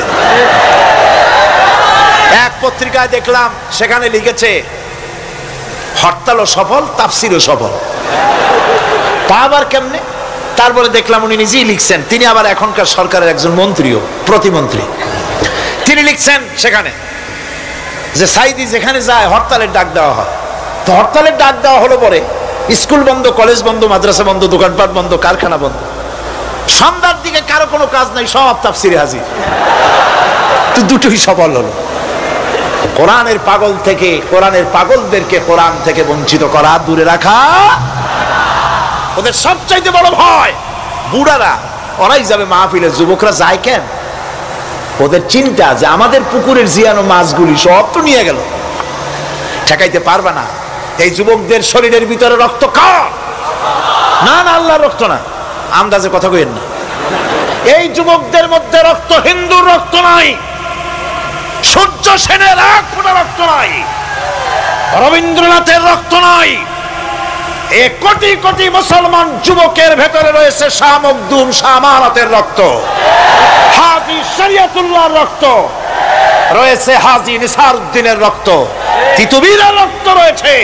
সুতরাং এই মুসলমান যুবকদেরকে ইসলামের রাস্তা থেকে সরিয়ে দেওয়া যাবে না। যুবকদের বলি, আল্লাহর দ্বীন কায়েমের জন্য ঐক্যবদ্ধ হতে হবে। বাংলাদেশ আল্লাহর জমিন, কোরআনের আইন এখানে প্রতিষ্ঠার জন্য যুবকদের বলি, ইসলাম শেখো, কোরআন শেখো, চরিত্র বানাও। when character is lost everything is lost। চরিত্রই যখন হারাবে তখন তোমার কাছে হারাবার মতো আর কোনো জিনিস বাকি থাকবে না। চরিত্রকে বলবৎ রাখবে। চরিত্র হলো সবচাইতে মানুষ হওয়ার জন্য চরিত্র শ্রেষ্ঠ জিনিস। এই চরিত্রকে তোমরা হেফাজত করবে, 5 ওয়াক্ত নামাজ পড়বে, ওয়াকুনু মা'আস সাদিকিন, সত্যবাদীদের সাথে থাকবে। যারা ইসলামের আন্দোলন করে তাদের সাথী হও, তাদের কর্মী হও। আল্লাহ রাব্বুল আলামিন তোমাদেরকে যুগের খালিদ বিন ওলীদ আল্লাহ বানায় দিবেন। আমি তো বিশ্বাস করি এই যুবকদের হাতে ইসলামের পতাকা উড়বে বাংলাদেশে ইনশাআল্লাহ।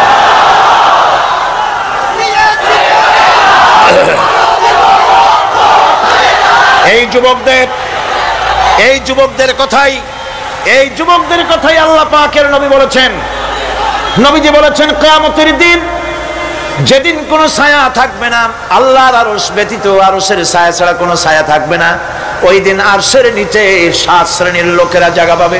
ওর ভিতরে হবে এক শ্রেণী হবে ওয়াশাবুন নাশা ফি ইবাদাতিল্লাহ, ওই সব যুবক যারা রাত কাটিয়েছে আল্লাহর ইবাদত করে, চোখের পানি ফেলেছে, তাদের জন্য জান্নাত যুবকদের জন্য। আমি আগেও বলেছি, বুড়োরা কেউ ভেস্তে যাবে না, চিন্তা করে কোনো লাভ নাই। কালো মানুষ আর বুড়া মানুষ ভেস্তে যাবে না, কোন মৌলভী সাহেবের ফতোয়া নয়, স্বয়ং রাসূলুল্লাহ বলছেন। এখন তো বুড়া মানুষেরা মহা মুসিবতে পড়ছেন, আমিও আপনাদের দলে, চিন্তার কারণ নাই। রাসূলুল্লাহ বলেছেন, বুড়া কালো মানুষ কান্দো না, কান্দার কোনো দরকার নাই। তুমি যখন ভেস্তে যাবে তুমি বুড়া থাকবে না, আল্লাহ জওয়ান বানাই দিবেন। কালো মানুষ কালো থাকবে না, জান্নাতে যাওয়ার সময় আল্লাহ পাক পূর্ণিমার চাঁদের চাইতেও সুন্দর বানাই দিবেন। সুতরাং যুবকেরা, বেহেশত তোমাদের জন্য, এই বেহেশতের জন্য তৈরি হও, জান্নাতে যাওয়ার জন্য তৈরি হও। এই দুনিয়ার নারী বাড়ি গাড়ি তুচ্ছ আল্লাহর জান্নাতের সামনে। সাহাবায়ে কেরাম জীবন দিয়েছেন জান্নাতের আশায়। সেই জান্নাতের আশা জাহান্নামের ভয় আর জান্নাতে যাওয়ার লোভ প্রত্যেকটি যুবকের রক্তের ফোঁটায় ফোঁটায় আল্লাহ ঢুকায় দিক। যুবতী মেয়েদেরকে বলবো, ছাত্রী যারা এসেছেন মহিলাদের মধ্যে, এদেশে ইসলামী ছাত্রী সংস্থা নামে একটি সংস্থা আছে, মেয়েদেরকে দ্বীন শিখায় তারা। যেখানে মেয়েরা তাদের সতীত্ব বজায় রাখতে পারে না, দ্বীন শিখতে পারে না, সেখানে কলেজে, বিশ্ববিদ্যালয়, হাই স্কুলে ইসলামী ছাত্রী সংস্থা একটা নিয়ামত। জোরে কোন আলহামদুলিল্লাহ। সব ভাইদেরকে আর মায়েদেরকে বলবো, আপনারা আপনাদের মেয়েদেরকে ছাত্রী সংস্থার সাথে দ্বীন শেখার জন্য, ঈমান শেখার জন্য, চরিত্র শেখার জন্য আপনি তাকে দিয়ে দেন। 1 বছর 6 মাস পরে ওই মেয়েকে দেখলে আপনার চোখ ঠান্ডা হয়ে যাবে। আলহামদুলিল্লাহ, দিনদার হবে, নামাজি হবে, পরেশগার। এরপরে যুবকদের কথা বললাম, যুবতী মেয়েদের কথা বললাম, এখন বলবো আমি সরকারি অফিসারদের কথা। সরকারি অফিসার যারা, প্রশাসনিক দায়িত্বশীল যারা, তারা হচ্ছেন আমাদের সবচেয়ে নিকটতম লোক। তারা জনগণের খেদমত করছেন। আলহামদুলিল্লাহ, সকলে কোন আলহামদুলিল্লাহ। আমি দোয়া করি তাফসীরের মাহফিলের পক্ষ থেকে সরকারি অফিসার যারা, ম্যাজিস্ট্রেট আছেন, জজ আছেন, ডিসি আছেন, এনডিসি আছেন, এডিসি আছেন, টিএনও আছেন, সর্বস্তরে সচিব থেকে শুরু করে দারোগা পর্যন্ত সর্বস্তরের প্রশাসনিক দায়িত্বশীল ব্যক্তিবর্গকে আল্লাহ রাব্বুল আলামিন ঈমানি যোগ্যতার সাথে সরকারি দায়িত্ব পালনের তৌফিক দিন। তবে একটা কথা বলবো, আপনি যে দায়িত্বে আছেন, আপনি সরকারকে খুশি করার জন্য অবৈধ কাজে লিপ্ত হবেন না। আপনার বিবেক যদি বাধা দেয়, বিবেককে ফাঁকি দিয়ে অন্যায় কাজে হাত দিবেন না। এক শ্রেণীর লোক আছে, যে সরকার আছে সেই সরকার কি বলে, আপনার জন্য আমরা তো অপেক্ষা করতেছিলাম। এরা হলো বীরবলের মতো। সম্রাট আকবরের নাম মনে আছে আপনাদের? তার কত রত্ন ছিল দেখছেন? কেউ কয় 5 রত্ন, কেউ কয় 6 রত্ন। ইতিহাস ভুলবেন না, ইতিহাস মনে রেখে। নবরত্নের একটা নাম ছিল, নাম হলো বীরবল। সম্রাট বাজারে গিয়েছে, তরকারি দেখতে গিয়ে বেগুন চোখে পড়েছে। বেগুন দেখে খুব লক্ষ্য করে দেখছে। বীরবল বলছে, জাহাপানার খুব পছন্দ নাকি? দেখতে তো খুবই সুন্দর। বীরবল বলছে, জাহাপানায় এই যে বেগুন, এটার নাম হচ্ছে বাবু, অর্থাৎ এর অনেক গুণ। এটা যদি ভর্তা করে খান আপনার মাথার চুল কখনো উঠবে না। এটা যদি ভাজি করে খান আপনার স্বাস্থ্য ক্রমেই ভালো হবে। এটা যদি আপনি তরকারি মাছের সাথে মিলায় খান আপনার রাজত্ব আরো দ্বিগুণ। এই রকমের অনেক ফজিলত বয়ান করলো। তারপরে ঠিক আছে, কেন ওগুলি কেনা হইল, রান্না হইল, জন্মের খাওয়া খাইব। আর এখন বেগুন জন্মের খাওয়া খাইলে যা হয়, টয়লেট রিজার্ভ, মেজাজ খারাপ সম্রাটের। বীরবল এসে দেখে মেজাজ স্ট্রং হয়ে আছে। বাচ্চা জাহাপানা কি হয়েছে? আরে বেটা, তুমি কি তরকারি ফজিলত বয়ান করলে, আমার তো পেটের ব্যথায় অস্থির। কয় হুজুর, এই একটা তরকারি নাকি, ওটার নাম তো বেগুন, ওর কোনো গুণই নাই। এটা খাইলে পরে দেখাউস হয়, পাতলা হয়, একদিনা হয়, ব্রঙ্কাইটিস হয়, নিউমোনিয়া হয়। এটা খাইলে পরে কত রোগ মারা গেছে, কলেরা বসন্ত হইয়া। এটা তো তরকারি।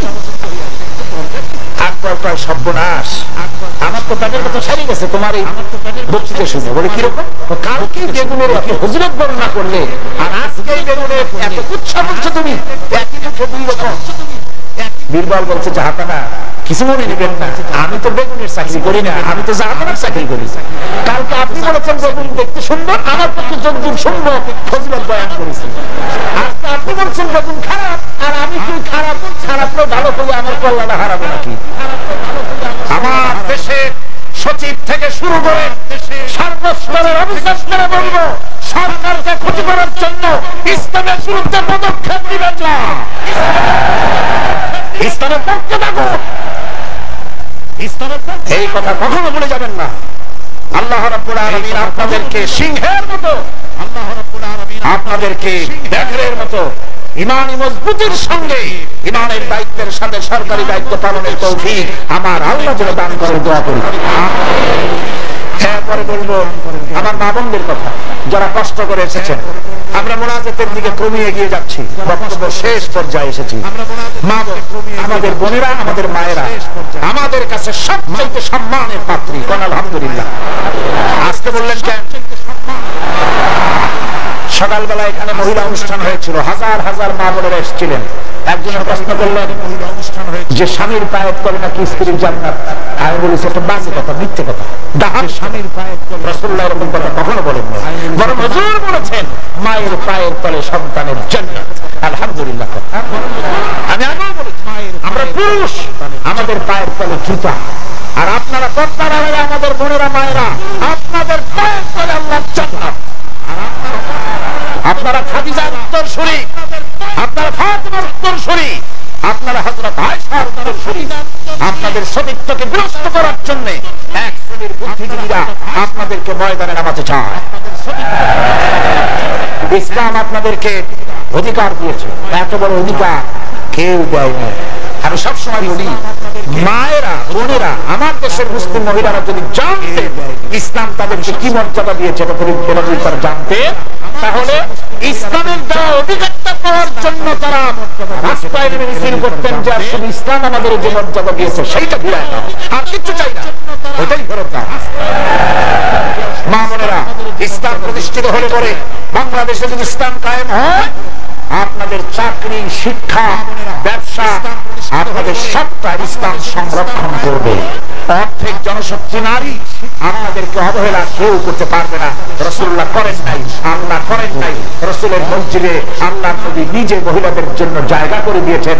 আজও মসজিদে নববীতে বাবুন নিসা, মহিলাদের জন্য আলাদা দরজা রিজার্ভ। আলহামদুলিল্লাহ, আলহামদুলিল্লাহ। আমার মা বোনেরা, রাসূলুল্লাহ সাল্লাল্লাহু সাল্লামের সব ছেলেরা ছেলে মারা গেলেন, বেঁচে ছিলেন সব মেয়েরা। এমন একটা হাদিস খুঁজে পাওয়া যাবে না যে আল্লাহর নবী দোয়া করে বলেছিলেন, আল্লাহ ছেলে মরে গেল, আমার একটা ছেলে না। মেয়েতেই সন্তুষ্ট ছিলেন। কোন আলহামদুলিল্লাহ।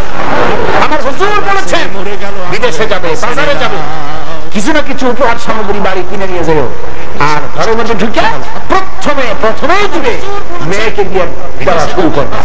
সুবহানাল্লাহ বলতে চাবার না, প্রথমে কারে দিবা? মনে রাখবেন আপনারাও, প্রথমে মেয়েকে দিবেন, প্রথমে মেয়েকে দিবেন, মেয়েকে যত্ন করবেন। অনেক হতভাগ্য পুরুষ আছে, বারবার মেয়ে হয় দেখে মুখটা কালো হয়ে যায়, বউকে তালাক পর্যন্ত পায়। এগুলি যা মেয়ে নিয়ামত, মেয়ে কি নিয়ামত, মেয়েদেরকে সম্মান করুন, মেয়ে জাতিকে সম্মান করুন। পত্র পত্রিকায় দেখি স্কুল যখন ছুটি হবে, girls school, girls high school, girls college ছুটি হবে যখন বা ক্লাস শুরু হবে যখন, রাস্তার পাশে এক শ্রেণীর বখাটে ছেলেরা গিয়ে দাঁড়ায় থাকে, শীষ দেয়, বাজে কথা বলে। আশ্চর্য কথা, তুমি কি তোমার এক মায়ের পেটে আসনি? তোমার মা নাই, তোমার বোন নাই, তুমি অন্য মেয়েদের দিকে তাকায়া তাকে উত্ত্যক্ত করো, তোমার লজ্জা করে না? ইসলামী গভর্নমেন্ট যদি আসে, কারো বাবার ক্ষমতা নাই মেয়ে লোকের দিকে চোখ তুলে অন্যায় ভাবে তাকায়। আজ এসিড মারে, কোনো শাস্তি হয় না। ইসলামী গভর্নমেন্ট আসলে বলে এসিড মারা তো দূরের কথা, শীষ কেউ দিতে পারবে না, উত্ত্যক্ত করতে পারবে না। মা বোনেরা, আপনাদের অস্তিত্বের জন্য, আপনাদের সতীত্বের জন্য, আপনাদের অধিকার প্রতিষ্ঠার জন্য ইসলামের চাইতে গ্যারান্টি আর কোথাও নাই। সবটা গ্যারান্টি কোথায় আছে? ইসলাম। সুতরাং সমস্ত পুরুষদের বলবো, নারী জাতিকে সম্মান করার জন্য। নারী জাতিকে আল্লাহ পাক সম্মান দিয়েছেন, রাসূল করিম সাল্লাল্লাহু আলাইহি ওয়াসাল্লাম সম্মান দিয়েছেন। আল্লাহর নবী বলেছেন, নবীজির কাছে প্রশ্ন হয়েছে খেদমত করব কার? হুজুর বলেন তোমার মায়ের। তারপরে কার? তোমার মায়ের। তারপরে কার? তোমার মায়ের। তারপরে কার? তোমার পিতার। আল্লাহর নবী মা বাপের চাইতে মায়ের মর্যাদা 3 গুণ বাড়াইয়া দিলেন। সে যে মাই হোক, আপন না হোক আর সৎ মা হোক, মায়ের মামাই। মা যদি নামাজ না পড়ে, রোজা না রাখে, চরিত্র যদি খারাপ হয়, মাকে চোখ রাঙাইয়া কথা বলা যাবে না। সুবহানাল্লাহ কোন? চোখ রাঙায় কথা বলা যাবে না, ধমক দেওয়া যাবে না, সেনসিটিভ পয়েন্ট। বুখারী শরীফের হাদিস, মা বাপ খুশি, আল্লাহ খুশি। মা বাপ নারাজ, আল্লাহ নারাজ। মা বাপকে অসন্তুষ্ট করে বেহেশতে যেতে পারবেন না। মা বাপকে খুশি করেন, মাকে সম্মান করুন, মহব্বত করুন। আল্লাহ শিখাই দিয়েছেন। মা বাপ এমন সেনসিটিভ পয়েন্ট যে ব্যবহারটা আল্লাহ শিখাইছেন। কে শিখাইছেন? আল্লাহ রাব্বুল আলামিন বলেন, ওয়াকুল লাহুমা কাওলান কারীমা। মা বাপের সঙ্গে সম্মানজনক কথা বলো, খবরদার বেয়াদবি করবে না। আর মা বাপের জন্য, তাদের জন্য আমি আল্লাহ রাব্বুল আলামিনের কাছে দোয়া করো, রব্বিরহামহুমা কামা রাব্বায়ানি সাগীরা। পড়েন সবাই, রব্বিরহামহুমা কামা রাব্বায়ানি সাগীরা। আল্লাহ রাব্বুল আলামিন শিখাই দিলেন বান্দারে, তোর মা বাপের জন্য আমার কাছে দোয়া কর, আয় আল্লাহ আমার মা বাপ যেমন ছোট্টবেলায় আমাকে স্নেহের কোলে লালন পালন করেছে, মাবুদ গো আমার মা বাপকে তোমার রহমতের কোলে লালন পালন করো। আল্লাহ শিখাই দিচ্ছে। হাদিস শরীফে এসেছে, হুজুর বসে আছেন মসজিদে নববীতে, সাহাবায়ে কেরাম বসা। এক বৃদ্ধা মহিলা প্রবেশ করেছেন মসজিদে, হুজুর তাকে দেখে দাঁড়ায় গেলেন। মহিলা আসার পর নবীজি নিজের গায়ের চাদর বিছিয়ে দিলেন। মহিলা চলে যাওয়ার পর সাহাবায়ে কেরাম জিজ্ঞেস করলেন, হুজুর একজন সাধারণ মেয়ে লোকের জন্য হুজুর নিজের চাদর বিছাইলেন, বুঝলাম না ফজিলত কি, চিনলাম না মেয়ে লোকটাকে। হুজুর বলেন, সাহাবীরা চাদর তো ভালো, হক তো আদায় করতে পারি নাই, চিনতে পারো নাই, তোমরা বুঝতে পারো নাই। আমি দুনিয়া আসার পর আমার মায়ের দুধ আমার কিসমতে তেমন হয় নাই, আমি আমার মায়ের যত্ন তেমন পাই নাই, স্নেহ আদর তেমন পাই নাই। যার বুকের দুধ খাইয়া, যার কোলে কাখে চড়ে আমি বড় হয়েছি, ইনি আমার সেই দুধ মা হযরতে হালিমাতুস সাদিয়া। বন্ধুরা, মা যদি বেঁচে থাকে রাত্রে বাড়ি গিয়ে পায়ে ধরুন, বলেন মা অন্যায় করেছি, জীবনে বহু বেয়াদবি করেছি, আমারে মাফ করে দাও। বিশ্বাস করুন, মা বাপের যদি খেদমত করেন, মা বাপ যদি রাজি থাকে, রিস্কে, খাদ্যে, টাকায়, ইজ্জতে জীবনেও কষ্ট হবে না। মা বাপের খেদমত করুন, মা বাপকে ভালোবাসুন, শ্রদ্ধা করুন। আমার মায়ের, আমার বোনের, আপনারা যারা আসছেন, আপনারা আমাদের সম্মানের পাত্রী। ইসলাম আপনাদের কত অধিকার দিয়েছে প্রতি বছর বলেছি, আজ আর লম্বা কথা বলতে চাই না, শুধু বলি পর্দায় থাকুন, পর্দায় থাকুন, আপনার সম্মান আপনি রক্ষা করুন, পর্দায় চলাফেরা করুন, সন্তানদেরকে মানুষ করুন, তাদেরকে ইসলামের রাস্তায় চালান। মা বোনদের ব্যাপারে এই আরজ করছি, ঘরে ঘরে ইসলামের দুর্গ বানান, আপনার সন্তানদেরকে ইসলামের রাস্তায় আনেন, স্বামীকে নামাজি বানান, চরিত্রবান বানান, দিনদার বানান। এরপরে সব শেষে দেশের আইনজীবী, সাহিত্যিক, বুদ্ধিজীবী, সাংবাদিক, তাদের ব্যাপারে বলতে চাই, আপনারা জাতির বিবেক, আপনারা জাতির জন্য অনেক কিছু করতে পারেন। সাহিত্যিকরা, কবিরা, বুদ্ধিজীবীরা, সাংবাদিকরা অনেক অবদান রাখতে পারেন। আপনার একটা বেকায়দার খবর দেশের মধ্যে চাঞ্চল্যের সৃষ্টি করে দিতে পারে, আবার একটা ভালো খবর দেশের মধ্যে আমন আমান পয়দা করে দিতে পারে। ঠিক কিনা? ঠিক কিনা? সুতরাং সাংবাদিক বৃন্দ, আপনারা সম্মানের পাত্র, আপনারা নিজেদের সম্মানকে রক্ষা করে চলবেন, হলুদ সাংবাদিকতার পেছনে দৌড়াবেন না। প্রত্যেকটি কথা এবং কাজের জন্য আল্লাহর কাছে জবাবদিহি করতে হবে, এ কথা যেন সাংবাদিকদের মনে থাকে। আল্লাহকে ভয় করুন, আল্লাহকে ভয় করুন, আল্লাহকে ভয় করে সাংবাদিকতার মহান পেশায় নিয়োজিত থাকুন। হক কথা লিখবেন, জীবনের বিনিময় হক কথা বলবেনই, অন্যায়কে প্রশ্রয় দিবেন না, সত্যকে ঢেকে রাখবেন না, তাহলে কিয়ামতে আল্লাহর কাছে জবাবদিহি করতে হবে। আইনজীবী, বুদ্ধিজীবী, সম্মানের পাত্র আপনারা, আপনারা দেশের জন্য, জাতির জন্য কল্যাণজনক কিছু রেখে যাওয়ার জন্য চেষ্টা করুন। সব শেষ কথা, সেটা হলো এই পৃথিবীর কাছে আমরা অনেক ঋণী, এই পৃথিবীর কাছেও আমরা অনেক ঋণী। এই পৃথিবীতে পৃথিবীর ফল খাই, ভাত খাই, মাছ খাই, পনির খাই, তরকারি খাই, দুধ খাই, গোশ খাই, এই পৃথিবী থেকে উৎপাদিত। সুতরাং এই পৃথিবীর কাছেও আমরা ঋণী আছি। মূল ঋণী তো আল্লাহর কাছে। মূল ঋণী কার কাছে? আল্লাহ পাকের কাছে। তবে পৃথিবীর কাছেও একটু ঋণী আমরা আছি, সেই ঋণ পরিশোধ করতে হবে। সেই ঋণটা কিভাবে পরিশোধ করবেন? সেই ঋণটা পরিশোধের একটাই পথ, আপনার চাইতে আপনি একজন ভালো নাগরিক আপনার সন্তানদের মধ্য থেকে তৈরি করে যান। একজন দিনদার, ইমানদার মুসলমান সন্তান, সন্ততি, ছেলে মেয়ে তৈরি করে যান, তাদেরকে দিনদার বানান, নামাজি বানান, চরিত্রবান বানান। আল্লাহ পাক যেন সকলকে তৌফিক দেন। শেষে একটা ওয়াদা করতে চাই, আপনাদের কাছে একটা দাবি করতে চাই। আমার দাবি তো আপনারা মনে হয় ফেলবেন না, ফেলবেন নাকি? আপনাদের জানা আছে অযৌক্তিক দাবি আমি করব না। সে দাবিটা হচ্ছে, বহুত মুসলমান আছে শবে বরাতে সারা রাত জাগে কিন্তু ফজরের নামাজ পড়ে না, আছে কিনা?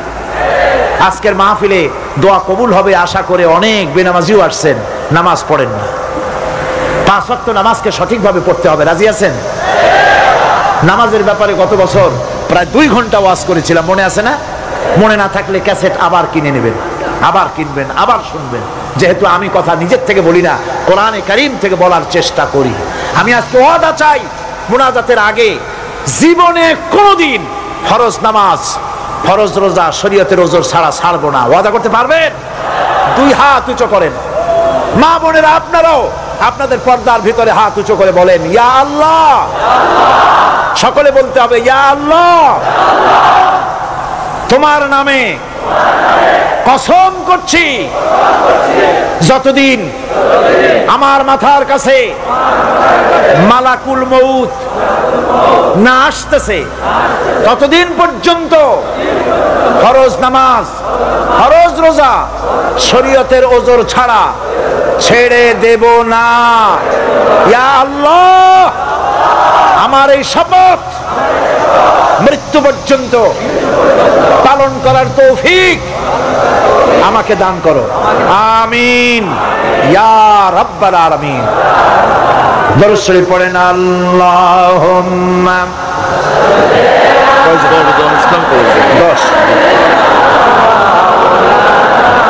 আপনি বলে দিন। জি জি জি, ঠিক আছে। আজকে এই মঞ্চে 10 জন ইসলাম কবুল করার জন্য হাজির হয়ে গেছেন। আমিন।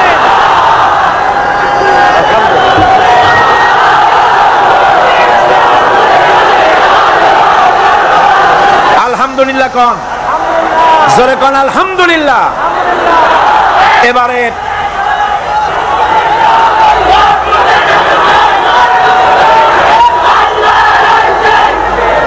এবারে ওনাদেরকে মুসলমান ইসলাম কবুল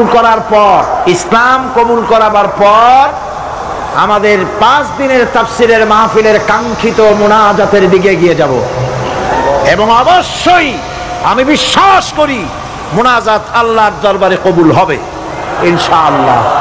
তাহলে এখন হলো 13 জন না 31 জন, সর্বমোট এখন হচ্ছে 13 জন, প্রথম দিন এবং মাঝে চতুর্থ দিনে একজন, এই সব মিলাইয়া 39 নয়, সব মিলিয়ে এবারের তাফসিরের মাহফিলে 31 জন ইসলাম কবুল করলেন আলহামদুলিল্লাহ।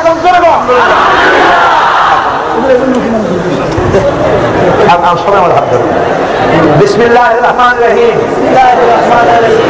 লা ইলাহা ইল্লাল্লাহু মুহাম্মাদুর রাসূলুল্লাহ। আল্লাহ ছাড়া কোনো ইলাহ নাই, মাবুদ নাই, তিনি এক, তিনি একক। মুহাম্মদ সাল্লাল্লাহু আলাইহি ওয়াসাল্লাম আল্লাহর প্রেরিত রাসূল। আশহাদু আন্না লা ইলাহা ইল্লাল্লাহু ওয়াহদাহু লা শারীকা লাহু ওয়া আশহাদু আন্না মুহাম্মাদান আবদুহু ওয়া রাসূলুহু। আমি সাক্ষ্য দিচ্ছি আল্লাহ ছাড়া কোনো ইলাহ নাই, মাবুদ নাই, উপাস্য নাই, তিনি এক, তিনি একক, তিনি নিরঙ্কুশ, তার কোনো অংশীদার নাই। আমি আরো সাক্ষ্য দিচ্ছি মুহাম্মদ সাল্লাল্লাহু আলাইহি ওয়াসাল্লাম আল্লাহর প্রেরিত রাসূল এবং তার বান্দা। সকলকে বলো আসসালামু আলাইকুম। জোরে জোরে সবাই দাও, সবাই দাও। এই নতুন মুসলমান মুসলিম বৃন্দ আপনাদের সকলকে বলেছে আসসালামু আলাইকুম, আপনারা প্রাণ ভরে সালামের জবাব দেন। মোনাজাতের জন্য সবাই নামাজের কায়দায় বসুন, তাশাহুদের অবস্থায় যেভাবে মানুষ বসে সেইভাবে করে বসুন, কেবলামুখী হয়েই বসুন, মাথা নিচু করে চক্ষু বন্ধ করে। মনিবের দরবারে এই লক্ষ লক্ষ গোলামেরা আল্লাহ পাকের শাহী দরবারে এখন আমরা হাত তুলব, মনটাকে নরম করে, মাথাটাকে নিচু করে, চক্ষু বন্ধ করে মহান আল্লাহ পাকের দরবারে দাঁড়ানো ভাইরা বসে মোনাজাতে শরীক হই। আল্লাহুম্মা আমিন। রব্বানা যালামনা আনফুসানা ওয়া ইন লাম তাগফির লানা ওয়া তারহামনা লানাকুনান্না মিনাল খাসিরিন। রব্বানা ظلمنا أنفسنا وإن لم تغفر لنا وترحمنا لنكونن من الخاسرين।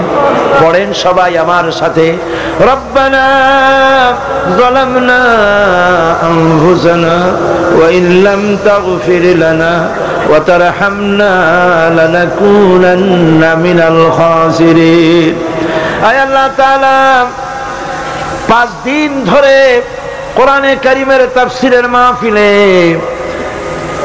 আমরা আলোচনা করেছি, দরুদ ও সালাম পড়েছি, জিকির আজকার করেছি, তেলাওয়াত করেছি। আয় আল্লাহ তাআলা আমি মানুষ, আমার বলার মধ্যে অনেক ভুল হয়ে যেতে পারে, আমার বলার ভিতরে যদি কোনো ভুল হয়ে থাকে আল্লাহ ভুলগুলি তোমার বান্দাদের স্মৃতি থেকে মিটাইয়া দাও। যেগুলি হক বলেছি বোঝার, সেই হকগুলির জন্য পূর্ণ সওয়াব দান করে দাও। রব্বুল আলামিন কদিনের আলোচনায় তুমি খুশি হয়ে যে সওয়াবটুকুন দিয়েছো, আয় আল্লাহ সওয়াবটুকুন জনাবে মুহাম্মাদুর রাসূলুল্লাহ সাল্লাল্লাহু আলাইহি ওয়াসাল্লামের রূহ মুবারকে পৌঁছায়া দাও। রব্বুল আলামিন হযরত আদম আলাইহিস সালাম থেকে নিয়ে আজ পর্যন্ত রাসূল করিম সাল্লাল্লাহু আলাইহি ওয়াসাল্লাম পর্যন্ত যত পয়গম্বর দুনিয়া থেকে বিদায় হয়ে গেছেন আল্লাহ তাদের আরওয়ায়ে পাকের পরে হাদিয়া পৌঁছায় দাও। সাহাবায়ে কেরাম, তাবিঈন, তাবে তাবিঈন, তাদের পবিত্র রূহের পরে সওয়াব পৌঁছায় দাও। আজওয়াজ মুতাহারাত তাদের পবিত্র রূহের পরে সওয়াব পৌঁছায় দাও রব্বুল আলামিন। तमाम পৃথিবীর বুকে উলামা, পীর, মাশায়েখ, আসফিয়ায়ে কেরাম, আউলিয়ায়ে কেরাম, মুসলমান মুমিনিন মুমিনাত দুনিয়া থেকে যারা বিদায় হয়ে গেছে কবরে তুমি সওয়াব পৌঁছায় দাও রব্বুল আলামিন। এই মুহূর্তে আমরা আমাদের মা বাপের কথা মনে করতেছি আল্লাহ, আমাদের মধ্য থেকে যাদের আব্বা জান দুনিয়া থেকে জনমের মতো বিদায় হয়ে গেছে মাবুদ, আমাদের আব্বার রুহের পরে সওয়াব পৌঁছায়া দাও। আব্বার কবরটাকে জান্নাতের টুকরায় পরিণত করে দাও রব্বুল আলামিন। বাচ্চার বিদায় হয়ে গেল, কত কষ্ট করে সন্তানকে মানুষ করেছে, লেখাপড়া শিখাইছে, বাড়ি ঘর বানায় দিয়ে গেছে, যাওয়ার সময় কিছুই নিয়ে যায় নাই। আয় আল্লাহ, আমাদের আব্বা জানের কবর জান্নাতের টুকরা বানাইয়া দাও রব্বুল আলামিন। আমাদের জনম দুঃখিনী মা, 10টি মাস ধরে মায়ের পেটের ভিতরে থেকে মাকে কষ্ট দিয়েছি, 2.5 বছর ধরে বুকের দুধ খাইয়া কষ্ট দিয়েছি, পেশাব পায়খানা করে কষ্ট দিয়েছি। ওই মা যার দুনিয়া থেকে বিদায় হয়ে গেছে, আল্লাহ কবরকে জান্নাতের টুকরা বানাইয়া দাও রব্বুল আলামিন।